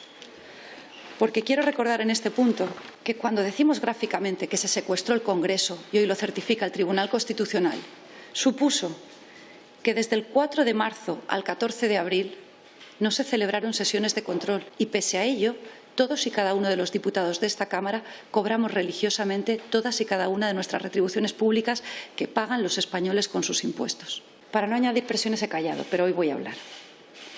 En esta Cámara se han filtrado documentos de carácter reservado.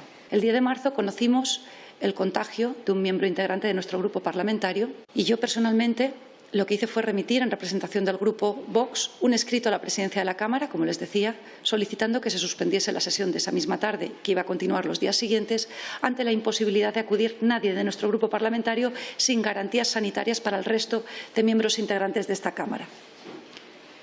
Este es el documento que se ha filtrado con registro y que no es público. La presidenta de la Cámara tiene una comunicación escrita mía personal del día siguiente, 11 de marzo, y para no mentirles, les voy a leer el tenor literal.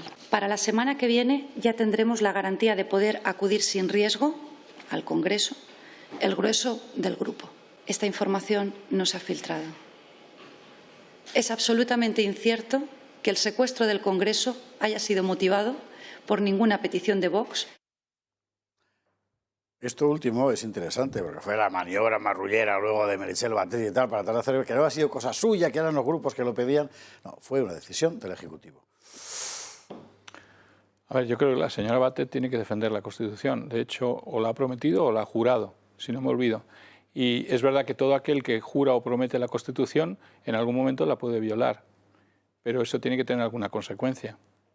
En este caso, desde luego, llega el Tribunal Constitucional a la conclusión de que vulnera los derechos fundamentales de la participación política, cosa que me parece importante, puesto que no podía suspenderlo todo, sino simplemente limitarlo, por lo que he podido saber. Es decir, el texto dice que no puede suspender completamente como se hizo, sino limitar. Y en este caso lo suspendió. Y la libertad de reunión y manifestación también se vio afectada. Es decir, que ha roto libertades fundamentales y derechos fundamentales de los españoles y resulta que esas acciones no son constitucionales según el Tribunal Constitucional. ¿Cuál es la secuencia ahora? ¿Qué es lo que viene después? Que Batet se lava las manos, hace una acción inconstitucional y aquí no pasa nada y vámonos a otra cosa, ¿no? Pero las dos sentencias del Tribunal Constitucional dibujan un panorama gravísimo, es una foto gravísima de este gobierno, porque las dos sentencias del Tribunal Constitucional lo que vienen a decir es que cuando nos encierran a todos en nuestra casa han excedido el estado de alarma y han vulnerado nuestros derechos fundamentales, porque no supuso una limitación del ejercicio de los derechos fundamentales, sino que supuso una suspensión total absoluta de los derechos fundamentales. Esta sentencia lo que viene a decir ahora es que lo que se ha privado a la oposición es del ejercicio de la facultad de controlar al gobierno y, por lo tanto, de sus derechos políticos. En un Estado en el que se suspenden los derechos fundamentales de las personas y en los que no se permite a la oposición ejercer su labor, hay que recordar que, por ejemplo, el Parlamento de Inglaterra no quedó cerrado ni siquiera en la Segunda Guerra Mundial. Las Cortes de Cádiz fueron en Cádiz precisamente porque estaban los franceses estaban a menos de 300 metros tirando bombas y estaban constituidas como tales las Cortes de Cádiz. Un Estado en el que no se respetan las libertades y en el que no se respeta la división de poderes tiene nombre y apellidos y es un Estado totalitario. Totalitario. Juan Ángel, Rebeca. O un gobierno totalitario. Sí, bueno, que no se respetan las leyes... Efectivamente, que no se respetan las leyes, porque no es tanto la suspensión de derechos fundamentales, de la que no soy amigo, por supuesto, o que se suspendan las Cortes, de lo que tampoco soy amigo, sino que no se haga acorde a ley, en este caso, de acuerdo a la Constitución. Yo creo que esto también da fe de la necesidad, esto lo repito mucho en esta casa, ¿no? Pero no por ello creo que sea menos importante, y es que ante la hiperactividad del gobierno, de este gobierno en concreto, de desmantelar desde dentro el régimen, ¿no? El Estado de Derecho que tenemos actualmente, el régimen del 78, es absolutamente imprescindible que haya quien vaya detrás diciendo, oiga, señores, se les ha caído esto, ¿no? Esto resulta que es inconstitucional, ¿no? En este caso, habitualmente está siendo Vox, ¿no? Entonces, bueno, es agotador, porque, bueno, casi todo lo que hace, desgraciadamente, hay que presumir su ilegalidad y, en muchos casos, su inconstitucionalidad, ¿no? Entonces, hay que estar muy vigilante, porque, efectivamente, de lo contrario, se va de rositas. ¿Cuáles van a ser las consecuencias? Comentabas tú antes. Pues a lo mejor son las mismas que la primera... declaración de inconstitucionalidad del primer estado de alarma y muy seguramente la del segundo, la nada. Esa es la consecuencia. Sin embargo, hay base... No hay responsabilidades políticas ni inhabilitaciones de ningún tipo. Pero ¿hay base para llevar esto ante el Tribunal Europeo de Derechos Humanos? ¿Se han violado derechos fundamentales de los españoles? Bueno, hay grupos políticos que podrían acudir a instancias internacionales con estas sentencias, ¿no? Claro. Yo vengo defendiendo desde hace mucho tiempo que en todos los ámbitos de la vida cada vez se circunscriben más las responsabilidades de las personas. ¿Os imagináis un presidente de una empresa privada que hiciese las barbaridades que está haciendo este gobierno? ¿O un consejo de administración de una empresa privada? Es que el compliance privado ya ha llegado hace muchos años a las empresas privadas y se exige mucho. Cuando en la política no se exigen responsabilidades a las personas que realizan este tipo de actos, que, por cierto, unido a todo lo anterior, vamos ya por 1,42 billones de euros de deuda pública. ¿no? Es decir, es que cuando estás arruinando un país y cometes las tropelías jurídicas que se cometen aquí y no te pasa absolutamente nada, porque la política es el único ámbito de la vida en la que en la actualidad nos exigen responsabilidades, pues al final acaba siendo el refugio de los irresponsables. Y cuando por el camino se han caído 100 y pico mil españoles. Claro, y por el camino, pero cuando se empiecen a exigir responsabilidades de verdad a el político que comete este tipo de tropelías, a lo mejor se lo pensaban un poquito más. Y Rebeca Crespo. Yo creo que el punto también aquí es que estamos comentando que es muy básico, era muy obvia la inconstitucionalidad del cerrojazo del Congreso, ¿no? Es decir, se ha impedido el control del gobierno, de la gestión nefasta del gobierno y, por lo tanto, la defensa de los derechos de los españoles que deben hacer los representantes del pueblo, ¿no? Que son los diputados. Y si esto es tan básico, y aquí lo estamos comentando todos de esta forma tan clara, y estoy segura de que los espectadores lo entienden, ¿cómo es posible que solo Vox recurriese el cierre del Congreso? Por cierto, para ser enteramente honrados, Cuca Gamarra, que es amiga de este programa, porque estuvo aquí el otro día, o sea que ha felicitado a Vox por esto. No sé lo que el presidente de Ceuta habrá pensado sobre la cuestión, pero Cuca Gamarra lo decía así. Sin duda alguna, este varapalo, un nuevo varapalo más por parte del Tribunal Constitucional, a raíz de ese recurso que presentó una fuerza política como es Vox, al que hay que felicitarle por el mismo, lo que viene a atesorar y lo que viene a reafirmar es que durante la pandemia en nuestro país lo que se ha producido es la vulneración de derechos fundamentales de una manera sistemática. Pues a cada cual lo suyo. O sea, además de felicitar a Vox, podrían haberle hecho caso a Cayetano Álvarez de Toledo. Efectivamente. Cuando dijo que el Congreso no se cerraba ni en guerra. Ciertamente. Y podría tomar iniciativas del Tribunal Europeo. Quería ponerle un buque de flores a Cuca Gamarra. Pero está muy bien, a mí me ha gustado mucho. Además. Ahora usted pregúntese cómo es posible, que la mayoría mediática considere que el único partido que está recurriendo permanentemente a defender la Constitución sean los fascistas. No, eso es tremendo. O sea, en España pasa algo muy raro, muy raro. Aquí vamos a seguir contando lo que hay. Y para eso necesitamos que usted nos ayude, porque si no, seguiremos, pero no nos verá nadie. Esta ventana, para que cada vez sea más grande, necesita de su participación. Y para eso hemos hecho el Club de Amigos. Y llame ya, 916162464, porque nadie nos va a ayudar si no es usted. Por eso lo necesitamos, para que aquí siga habiendo alguien diciendo estas cosas tan elementales y tan... pero que al parecer está prohibido decir. Nos vamos a ir a la publi. Antes le recuerdo, por cierto, lo de mi café, que hay que escribir, perdone que insista, en fin, me siento fatal con estas cosas, pero claro, no lo va a hacer Horcajo, lo tengo que hacer yo. Que el 13 de octubre, bueno, Horcajo también si quiere, pero en fin, el 13 de octubre a las 6 de la tarde nos tomamos un café, servidor con todos los, a las 5, perdón, con todos los de ustedes, socios que quieran apuntarse, pero es imprescindible apuntarse porque claro, el sitio es pequeño. Así que si usted quiere estar el miércoles 13 de octubre conmigo a las 5 hablando de historia de España, hay que llamar. Y una vez haya llamado, pues ya se atribuyen las plazas y ahí nos vemos. Vamos a la publicidad. A la vuelta, los presupuestos. ¿De qué sirve realmente ese pacto de presupuestos que han alcanzado PSOE y Podemos? Y después, otras muchas cosas. 23 horas 17 minutos, 22:17 en Canarias, y vamos a hablar, bueno, de la gran noticia en principio política del día, que es el pacto entre PSOE y Podemos, o más bien entre Pedro Sánchez y Yolanda Díaz, para que haya presupuestos. Hemos empezado por lo que se suponía que era la prenda, que era la ley de vivienda, pero el pacto va mucho más allá. Y es llamativo por lo siguiente, vamos a ver. Ayer Bolaños decía que no había pacto. Esta mañana el secretario general del Ministerio de Belarra se lo contaba en el TV y no daba crédito. Yo no tenía ni idea de que hubiera pacto de gobierno. ¿Aquí qué ha pasado? Porque luego por la tarde les han preguntado a Bolaños y a la portavoz, que por cierto, o sea, eso de decir que 6 preguntas ya casa, no, eso no se hace. Y compañeros de la prensa, tampoco se hace eso de quedarse tan conformes. Dicho sea de paso, bueno, digo, le han preguntado en la rueda de prensa del Consejo de Ministros y como si nada. Bueno, la historia es un poco esta que vamos a contar ahora, nos la cuenta Jorge Prieto, con las desavenencias de PSOE y Podemos, y luego lo comentamos. Las diferencias en el seno del Gobierno son cada vez mayores.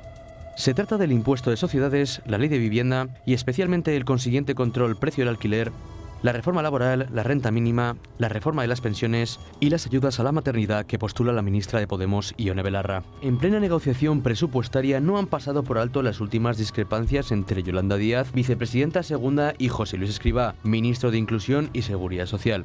La versión contrapuesta sobre las pensiones y la edad de jubilación ha enzarzado al gobierno en una polémica que no viene más que a ahondar en las distancias ideológicas ahora que los datos macroeconómicos están desfasados y la inflación sube al 4%. Sin Pablo Iglesias ya en el ejecutivo de Pedro Sánchez, Escrivá se ha convertido en el talón de Aquiles de los podemitas, y es que el presidente de AIREF es responsable de importantes áreas de sensibilidad social para el electorado de Unidas Podemos. Además cuenta con más presupuesto que los negociados del ala minoritaria del gobierno. Esto podría explicar en parte el agrandamiento de la guerra abierta en el seno de gobierno.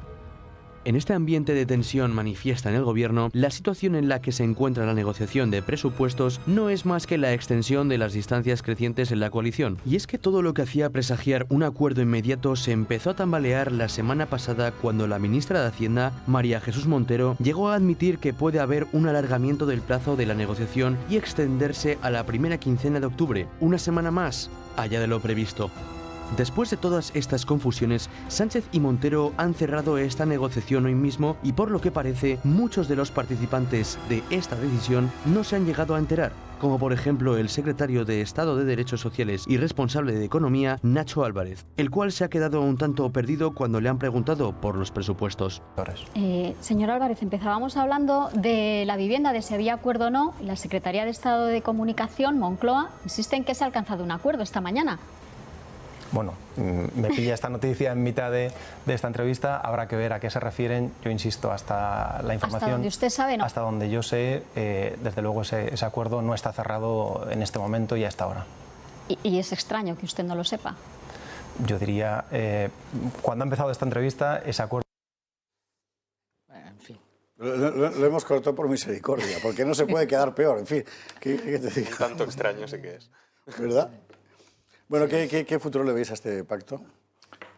No, yo quería comentar sobre en el tema de este pacto que este es el único gobierno en Europa que tiene ministros comunistas en el Consejo de Ministros, ¿no? Cierto. Eso es bestial. Yo creo que a veces no nos damos cuenta. Es el único gobierno No, nos damos. Con un régimen comunista que ha sido tildado en el Parlamento Europeo, al igual que el nazismo, equivalente al nazismo en cuanto al totalitarismo y el daño que ha hecho en la vida, ¿no? Pues nosotros tenemos ministros comunistas y además no dejan de meter palos en las ruedas y de estropear todo lo que podría ser una política menos extremista o radical, ¿no? El sueño del 7% del año 22 en el que se basa este presupuesto es una quimera absoluta, con una inflación del 4%, con un shock de oferta como el que tenemos. Que los precios de los productos básicos, el petróleo, el carbón, todo está subiendo porque todo el mundo hace reservas y nadie puede hacer arrancar la maquinaria. Pero con el crecimiento de la inflación, que en teoría va a empujar también los tipos de interés, nos va a llevar a la insostenibilidad de la deuda. Tú habías mencionado, me parece que 143% la deuda española. 143 millones, 124. 124, 130. 1.420.000 millones. Nos acercamos, creo que ayer era 122 y pico %. Claro, nos acercamos al 100. Suponiendo que el PIB sea ese, ¿eh? Suponiendo, claro. Es que, en fin. Eso luego lo van a pagar los ricos, ¿sabes? Exacto. O sea, nos acercamos es lo mismo que pague un señor pobre, lo que toquemos de 26.000, 30.000 euros por cada español la deuda, a que lo toque un señor rico. Claro. El progreso es ese. Nos acercamos a 130, empieza a ser, todo eso se puede convertir en deuda insostenible, sobre todo para nuestro país, ¿eh? Que es que creemos que siempre vamos con Europa para todo y nos podemos quedar muy descolgados de Europa para esto. Y eso puede ser muy grave. Entonces, con ese panorama, ¿cómo se puede hablar de 7% de crecimiento si a nivel global ya habla la UNCTAD y otros organismos internacionales de que la hiperglobalización está siendo un desastre, que está creando unas desigualdades tremendas a nivel global? Incluso la propia ONU lo dice. Y que la concentración de empresas y demás no está haciendo que tire para abajo a los países en desarrollo. Es decir, esta economía global se va a frenar en el año 22, tiene toda la pinta de hacerlo, y todas las señales que estamos viendo, electricidad, energía y demás, no son más que señales, yo creo, de una ralentización enorme. Entonces, ¿qué sueña este país de poder hacer todo eso? Y con una inflación del 4 que puede ir al 5 o al 6 el año que viene si seguimos así, ¿cuál es el poder adquisitivo de los salarios? ¿En qué queda el salario mínimo famoso de los 15 euros adicionales? En menos 45 euros. Con un 4% no son 15 más lo que tienen, son 45 euros menos lo que tienen. Que nos hablen de verdad, de las cifras, de lo que está pasando y de las falsas promesas, ¿no? Entonces yo no veo para nada que estos presupuestos sean realistas basados en esa quimera. Eso es... Juan Ángel, Antonio. Bueno, yo creo que el pacto estaba condenado al éxito. Es decir, el proyecto político, vuelvo a insistir, es el mismo. El proyecto político que comparten este gobierno, que como dice Román, es un gobierno de colisión y no un gobierno de coalición, sí. Pero en realidad el proyecto político es el mismo y lo hemos visto en las noticias anteriormente. El proyecto político es un ataque a las libertades de los españoles, es un ataque a la propiedad privada, es un ataque a la división de poderes, es un ataque al principio de legalidad y todo eso lo comparte el gobierno. Pero es que hay un hecho adicional. Yo llevaba diciendo hace mucho tiempo en esta casa y en los distintos programas en los que he participado que el actual presidente del gobierno estaba cocinando a fuego lento al señor Iglesias dentro del gobierno. Y lo que ha hecho con el señor Iglesias dentro del gobierno es lo que está haciendo con Podemos. Al final va a fagocitar, la estrategia política del presidente del gobierno es fagocitar a Podemos, diluir a Podemos. Por méritos propios, porque lo está haciendo bien y además está apareciendo, porque Podemos está siendo muy torpe. O sea, al final queda este hombre como moderado y que va cediendo a las cosas que Podemos, que son los extremistas, pero bueno, por aprobar los presupuestos, etcétera, etcétera, pues va cediendo. Pero él, cuando tenga que dar el volantazo y aparecer como la persona moderada, que no le quepa la menor duda a alguien, que aparecerá como una persona moderada, se enfundará la bandera de España y hará lo que tenga que hacer para comparecer a la próxima cita electoral. Por lo tanto, afortunadamente, algunas de las medidas que se encuentran en estos presupuestos y que dicen que va a haber, pues son un poco papel mojado, como lo de la ley de vivienda que decíamos anteriormente. Muchas de las competencias no las tienen ellos. Y muchas de esas leyes al final tienen que ser aplicadas por las comunidades autónomas y por los ayuntamientos. Y por lo tanto, que evidentemente en sitios sensatos como la Comunidad de Madrid u otros sitios, pues no lo van a aplicar. Evidentemente esas medidas intervencionistas bolivarianas que llevan a la ruina y al desastre a los ciudadanos no van a ser aplicadas. Hay alguna medida como es la reforma de las pensiones que sí tienen más competencias, que es otra catástrofe lo que quieren hacer, aunque es verdad que la reforma de las pensiones debería hacerse, pero no en el sentido en el que dice este señor Escrivá, que tenemos que trabajar hasta los 75 años para pagar el despilfarro que están generando estos señores y la ruina económica en la que nos están metiendo, pero en definitiva el proyecto político, esta es la idea esencial, el proyecto político es el mismo. Por mucho que quieran decir que tienen que ceder a Podemos, no tienen que ceder a Podemos, están en lo mismo y coinciden en todo eso, como hemos dicho. Los ataques a las libertades, los ataques a la propiedad y el ataque fundamentalmente a la clase media, por no hablar de la clase trabajadora, que es la que sufre todo esto. Porque con todas estas medidas, al final, la clase trabajadora es la que acaba padeciendo todos estos y haciendo los sacrificios. Usted no se acordará porque es muy joven y Rebeca Crespo y Juan Ángel de esto ni lo saben. Pero es que hace 20 años la clase trabajadora era prácticamente clase media en España. Claro, y la depauperación del último periodo, que empezó por cierto con el gobierno de Rajoy, pero bueno, esta es otra historia, ha sido galopante. En fin, un comentario muy corto. Sí, pero que sea muy corto, Juan Antonio. La complacencia del Partido Popular, y que no de Vox, porque realmente está más despierto ante las maldades, digamos, del Partido Socialista. La complacencia del Partido Popular de dejar pasar ahora 2 años tranquilamente. Bueno, si se nos va el país al demonio, ¿de qué sirve esperar la poltrona? Exactamente, diciéndolo en palabras claras. Ellos esperan la herencia. Heredar las cenizas. Sí, heredar las cenizas. Yo lo he dicho alguna vez. Es un peligro, creo, esperar tranquilamente, porque es que la cosa puede ir mucho peor y se puede estropear. Al ritmo al que vamos. Juan Ángel, Rebeca. Sí, no, pues parece, desgraciadamente, que algunos quieren heredar lo que quede, ¿no? Las cenizas de este país tras el paso arrollador de este gobierno de colisión, ¿no? Así.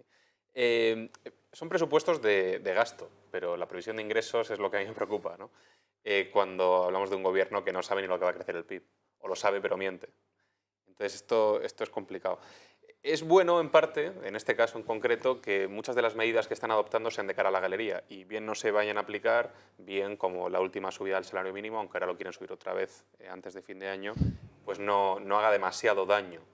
Hace daño, pero no demasiado, ¿no? Es decir, que como son de cara a la galería, a veces no tienen el suficiente calado como para ser demasiado perjudiciales. Hay otras que sí lo son, en cambio.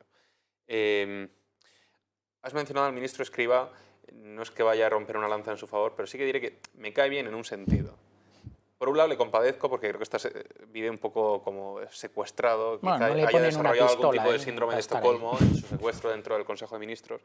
Es una persona que la semana pasada, por primera vez en mucho tiempo, no él, sino como representante del gobierno en este caso, nos habló como adultos.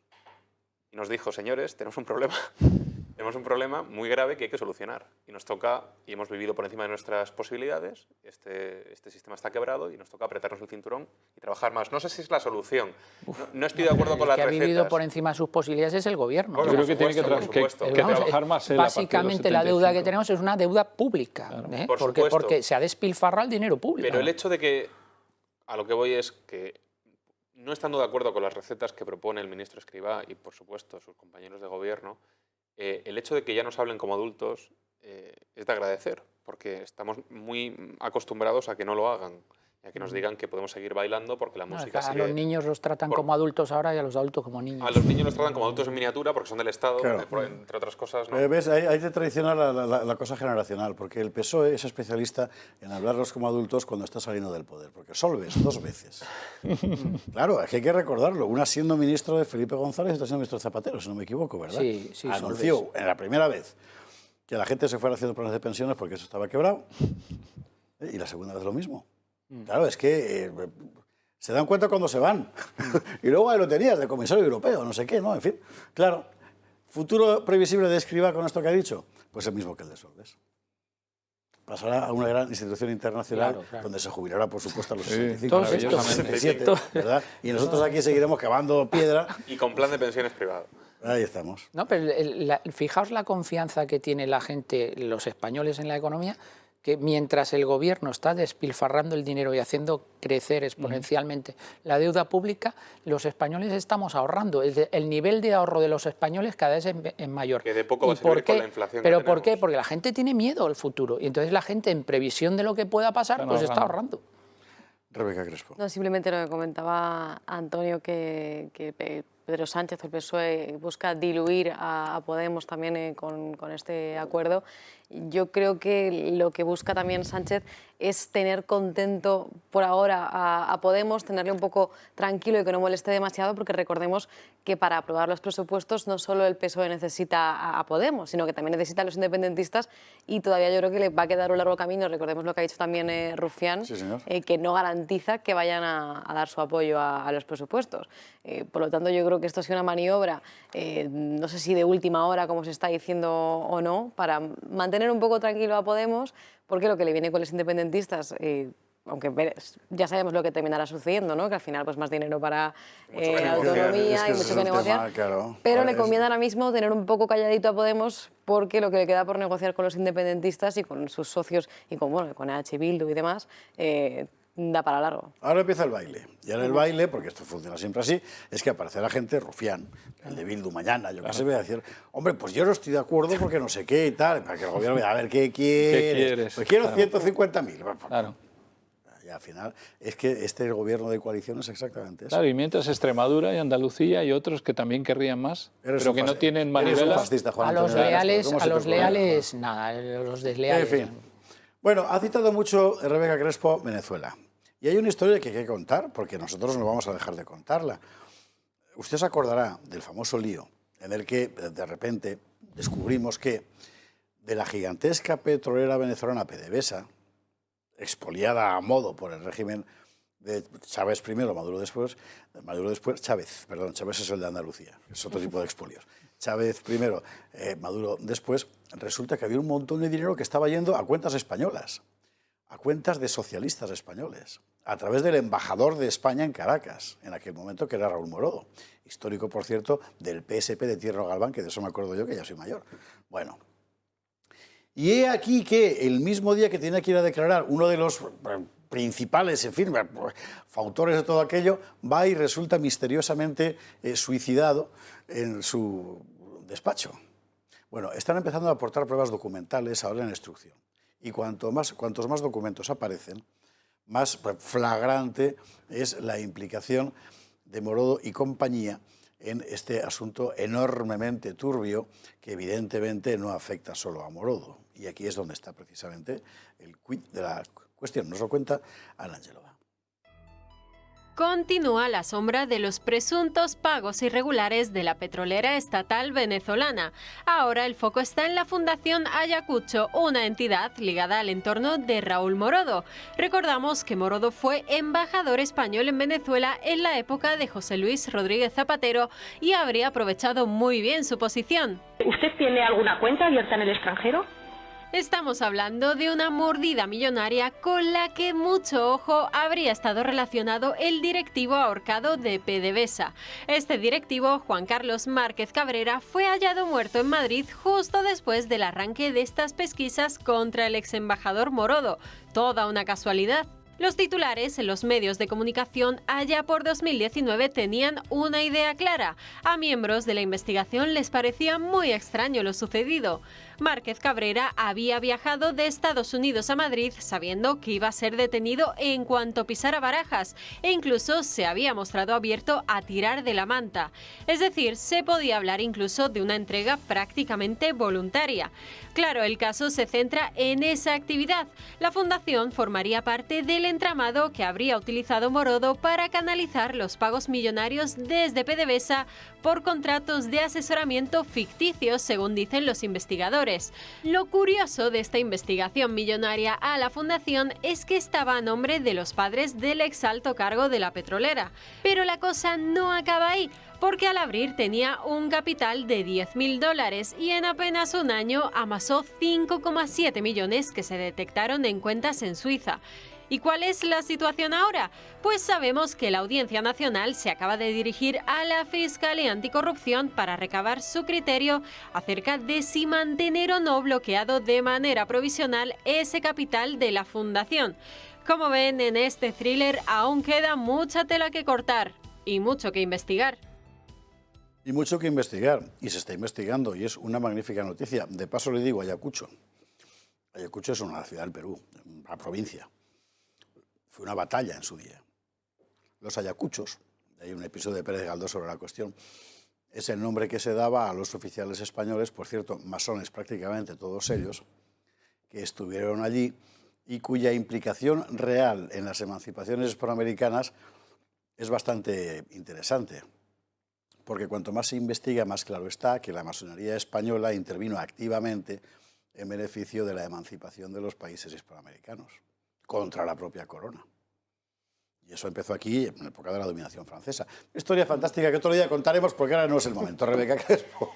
No, sobre PDVSA yo creo que hay un titular que a mí me parece que es muy claro y lo puede resumir todo bastante bien, y es que PDVSA ha sido la máquina que ha alimentado durante años, durante décadas, el avance del comunismo en la iberosfera, y que es la que pretende traerlo también a España con la complacencia del Partido Socialista, como estamos viendo también con estas pruebas que se están conociendo sobre el exembajador de Zapatero Morodo, y con Podemos, como se lleva denunciando también durante años estas relaciones, ¿no?, de Venezuela con los podemitas.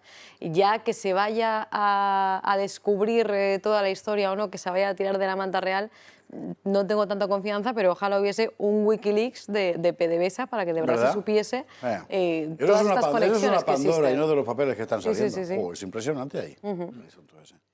No, yo muy corto comentar, socialcomunistas venían a limpiar, ¿no?, todos los problemas que había de corrupción y demás. Y vemos venían a limpiar las cajas. Las cajas sobre todo. Claro. Pero lo que pasa con el embajador Morodo, primero, que es una vergüenza para la carrera diplomática. Bueno, él no era de carrera diplomática, yo creo que era político, nombrado políticamente en Venezuela, ¿no? Pero qué deshonor para España tener un embajador capaz de entrar, si se confirma todo, en ese tipo de barbaridades. Y luego no voy a entrar a juzgar lo que ha pasado con el ahorcamiento, porque es triste. Porque es peligroso. Es peligroso y no sabemos nada. Porque es peligroso, y no sabemos nada, pero no sabemos nada. No sabemos nada. Y es el gran problema, que no sabemos nada, claro. Yo le diré una cosa. El primer informe que hace la policía, mejor dicho, para ser precisos. Lo primero que la policía cuenta, que es otra cosa distinta, sobre cómo encuentran el cadáver, no era particularmente compatible con un suicidio. A partir de ahí luego, en fin. Ahora ya que habla Antonio Alonso Timón, que es jurista, yo vivo. No, yo solamente voy a decir dos cosas sobre este tema, incidiendo en la idea que expresaba anteriormente.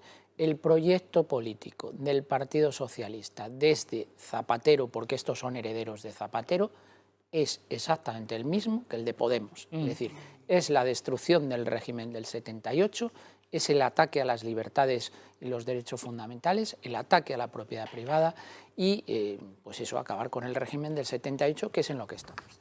Y luego, en segundo lugar, a mí me sorprende siempre lo poco que les gusta el capitalismo a los socialistas y a los comunistas y lo que les gusta el dinero. O sea, es una cosa impresionante. Es que no les gusta el capitalismo. Les gusta el capital, como Marx. Que son amigos de Soros, son amigos de Soros. Que me sorprende, no conozco a ningún socialista y comunista que sea pobre, de verdad. Es una cosa tremenda. Pestes y pestes del capitalismo, pero luego les encanta el dinero. O sea, sí. Desde luego, la Fundación Civismo sacó en abril de este año, en colaboración con el American Enterprise Institute, un estudio en el que básicamente se hacían unas recomendaciones de política pública, pero especialmente dirigidas a nuestro queridísimo Borrell y a la Unión Europea. Y las que se ponía de manifiesto, bueno, había elementos muy interesantes, entre otros una relación de inmuebles y dineros de capital venezolano aquí en esta ciudad, y de cómo se estaba trayendo este dinero. También con un breve llamamiento al Banco de España, señores, no se puede dejar que esta gente meta el dinero de esta manera en España. Y el llamamiento a la Unión Europea, porque bueno, hablabas antes, Rebeca, de la iberosfera, ¿no? Que uno de los grandes males de la iberosfera y de las personas de habla hispana es precisamente el comunismo, ese es el virus que les asola, ¿no? Y de la oportunidad perdida que tiene España, como en este caso interlocutor, embajador o adalid de la Unión Europea para hacer las cosas bien cara a la iberosfera y no mal, porque esto verdaderamente es una vergüenza. Que seguirá perdida con Borrell, que además ahora también va a respaldar el fraude chavista de las próximas elecciones, porque va a mandar una misión electoral, de espaldas a la una Unión llamada Europea, misión electoral, ¿no? Como decía un amigo mío catalán en los tiempos heroicos, Borrell, cuidado con él. En fin, señores, nos vamos a la publicidad, hay que hacer una última pausa y a la vuelta tenemos dos cosas. Uno, la desfachatez formidable de este gobierno que anuncia un proyecto de defensa del español. O sea, este gobierno. Bueno, y luego lo de Inglaterra, o sea, lo de Francia que le corte a Inglaterra el suministro eléctrico, que eso es una cosa gorda. A ver si nos da tiempo a ver las dos cosas. Pausa y a la vuelta, eso. 22:45 en Canarias y vamos con el asunto del Valle de la Lengua, porque es para no creérselo como desfachatez. O sea, esto es lo del chiste, si a setas y si a Rolex, ¿no? Entonces, si vas a destruir la unidad nacional española convirtiendo la lengua común tirándola por el suelo, vale, bien, ya te vemos, pero que encima nos vengas luego en plan de yo soy el nuevo Lebrija, ¿verdad?, que voy a hacer la nueva gramática, ya es que flipas. Bueno, vamos a ver la historia y luego la comentamos. El Valle de la Lengua, así se llamaba uno de los 4 pilares de la legislatura de Concha Andreu, presidente del Ejecutivo riojano. Pero su iniciativa ya no es suya del todo, sino que será llevada al Consejo de Ministros para convertirse en un plan del gobierno de Sánchez. Así lo anunciaba el presidente del gobierno el pasado viernes durante su intervención en la 3ª edición del Foro La Toja. Anunciarles también la propuesta que vamos a hacer dentro de muy pocas semanas en el Consejo de Ministros de poner en marcha un nuevo proyecto estratégico. Un nuevo proyecto estratégico que se va a llamar en español Valle de la Lengua. Una iniciativa transversal de alto valor estratégico que promoverá el aprendizaje, la transformación digital, el turismo, las industrias culturales, la ciencia y la empresa, teniendo como base a nuestro idioma común, que es el español. Se trata, en consecuencia, de generar oportunidades de negocio en torno a la lengua española. Y es que se ha querido recordar el valor económico que encierra el español, hablado por 600 millones de personas en el mundo, y se pretende con este Valle de la Lengua alcanzar a más personas todavía. Y la pregunta es ¿cómo? Pues bien, ya lo decía Sánchez, aprendizaje, transformación digital, turismo, industrias culturales. Se pretende un impulso de la creación de contenidos de cualquier tipo y el apoyo a la publicación científica en español. Y lo curioso de todo ello no es solo que la propuesta socialista choque con la reivindicación lingüística de ejecutivos autonómicos también socialistas, sino que llega tras la enorme polémica de la iniciativa de Isabel Díaz Ayuso de crear una oficina del español, al frente de la que se situó el exdiputado de Ciudadanos Toni Cantó. La de Ayuso tenía una finalidad muy semejante, pero enfocada únicamente en Madrid. Claro que al venir de Ayuso ya conocemos la reacción. Ahora el defensor del español es el mismo socialismo que el de Chivite o de Chimo Puig. Curiosa la hipocresía socialista que ahora se ha montado su propia oficina del español, a la que quizás sería mejor llamar el Valle de las Lenguas. Cuando alguien te dice estratégico y transversal, es a temblar, porque te está vendiendo un crecepelo, o sea, no falla. Y Pedro Sánchez es especialista en esto. A mí lo que me sonroja es la desfachatez. O sea, ahora mismo en Valencia, unos padres no pueden escoger el castellano como lengua vehicular de sus hijos. En Cataluña tampoco, en Baleares tampoco. En Galicia. Navarra, en Galicia los gobiernos socialistas. Sí, pero lo mismo, estamos hablando del español, claro. Es lo mismo. El Valle de la Lengua es un proyecto de riojano que tenía su gracia porque era el Valle del Río Cárdenas, donde está Berceo, San Millán, en fin, donde nació, ¿verdad? Bueno, pero esto es una estafa. Pero es que además de que en Valencia y en Cataluña pues, hay muchas familias que no pueden escolarizar a sus hijos en español, y de que sea Sánchez el que esté defendiendo el español cuando el Partido Socialista ha ido en contra del español también durante décadas, contra el uso del español. Lo ridículo también es que además de que hay personas que quieren escolarizar a sus hijos en español, también hay personas que quieren poder pagar la luz, que está en una subida histórica, poder tener un trabajo con la tasa de paro que tenemos ahora mismo, y a lo que se dedica este gobierno es a seguir gastando el dinero en chiringuitos. Que los españoles están hartos de chiringuitos, y esto también va por Isabel Díaz Ayuso, porque ya tenemos instituciones que defienden, por suerte, el español, como es el Instituto Cervantes, ay, mi querida la Universidad de Alcalá de Henares. Te traiciona la juventud. Pero el Instituto Cervantes se ha convertido en un peligro. Claro, pero en este caso, si de verdad el objetivo de Sánchez es defender el español, ¿por qué no invierte en la promoción del Instituto Cervantes para seguir defendiendo el español? O sea, ¿por qué no lo hace así? ¿Por qué no hay que crear otro chiringuito. Pues yo te lo voy a explicar.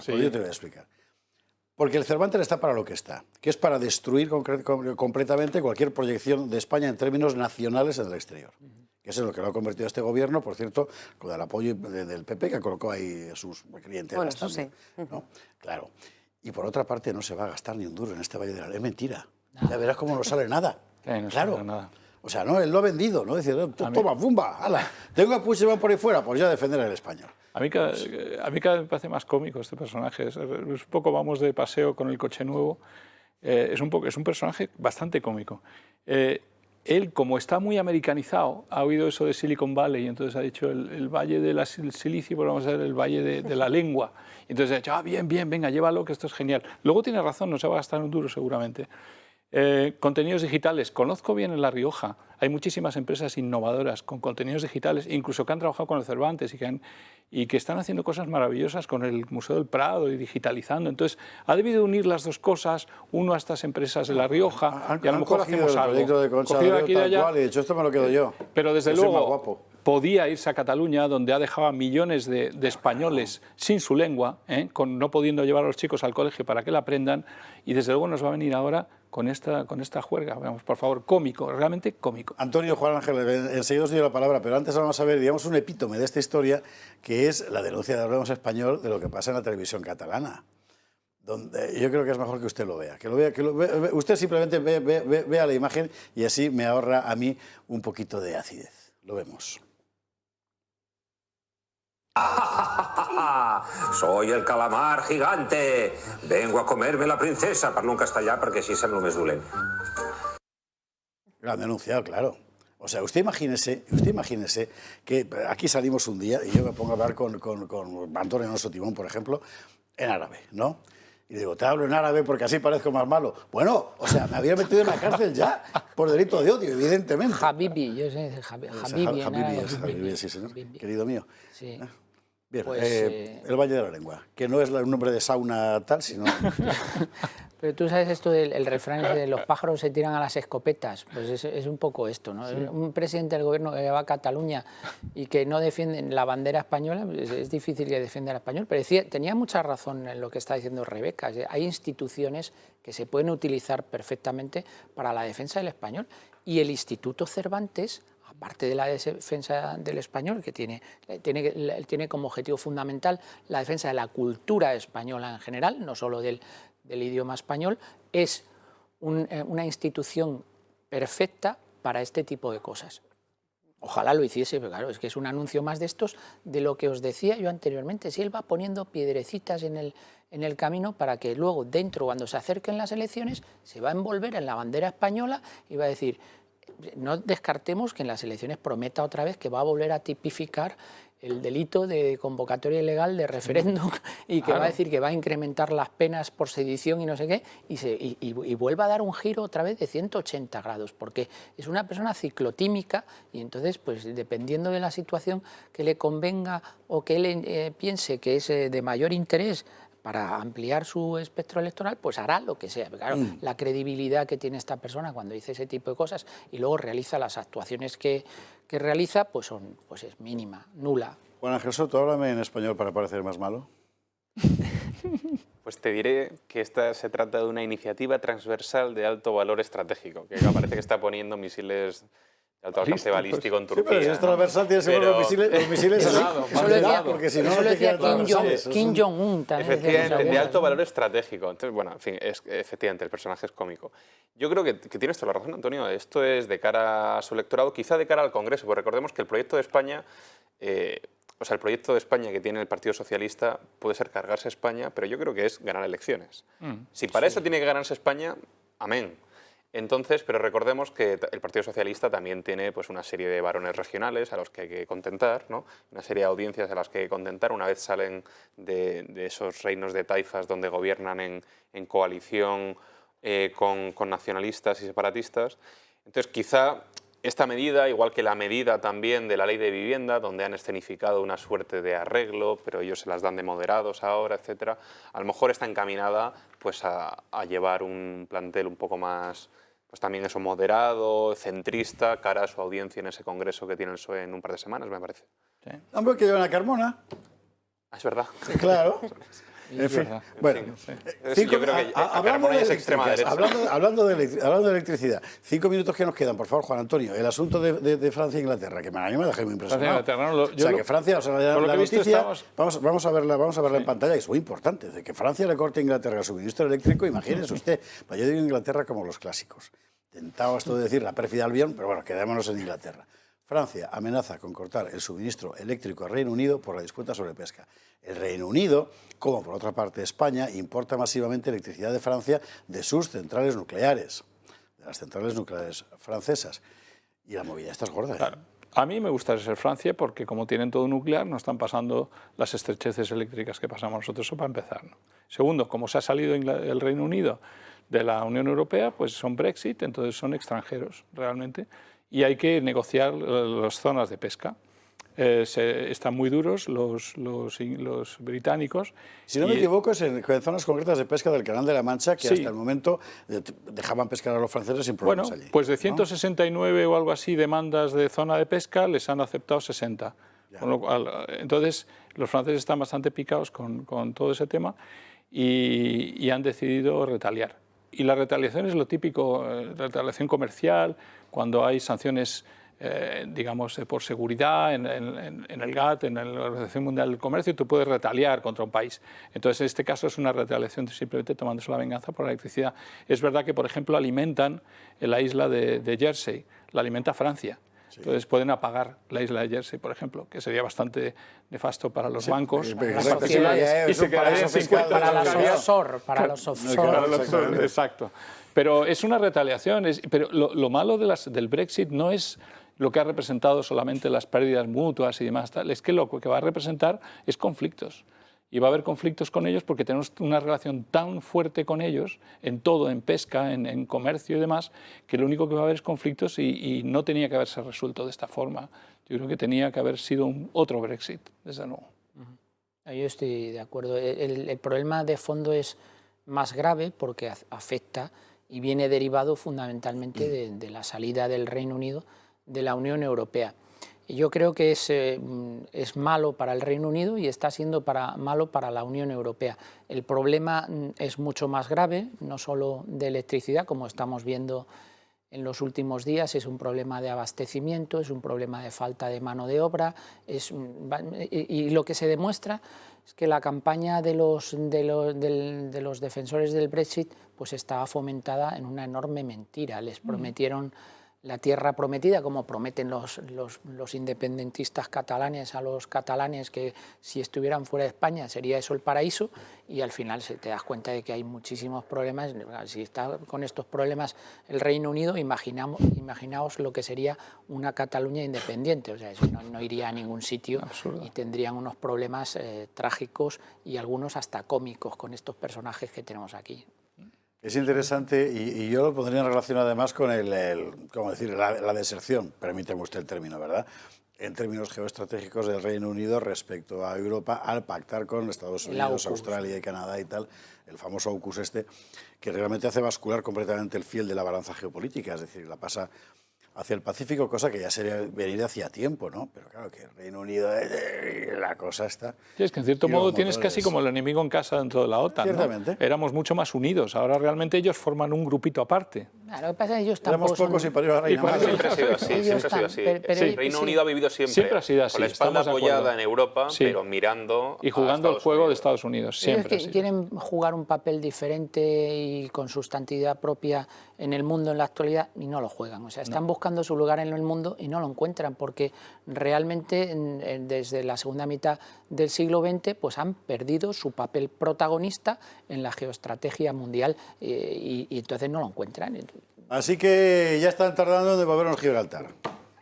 Por lo menos. Por supuesto. Juan Ángel Soto, Juan Antonio de Castro, Antonio Alonso Timón y Rebeca Crespo, mil gracias por estar esta noche con nosotros aquí en El Gato al Agua. Mil gracias a los amigos de Tejoneras por este jamón magnífico que nos han puesto y que ya no quedan en el sosplayo. Como hablo mucho, todavía lo tengo aquí. Ahora daremos una cuenta de él. Y a ustedes, como siempre, mil gracias por estar ahí. Mañana más Gato al Agua, con más información y desde las 12, ya sabe, dando caña con Alba Vila. Y descansen hasta mañana.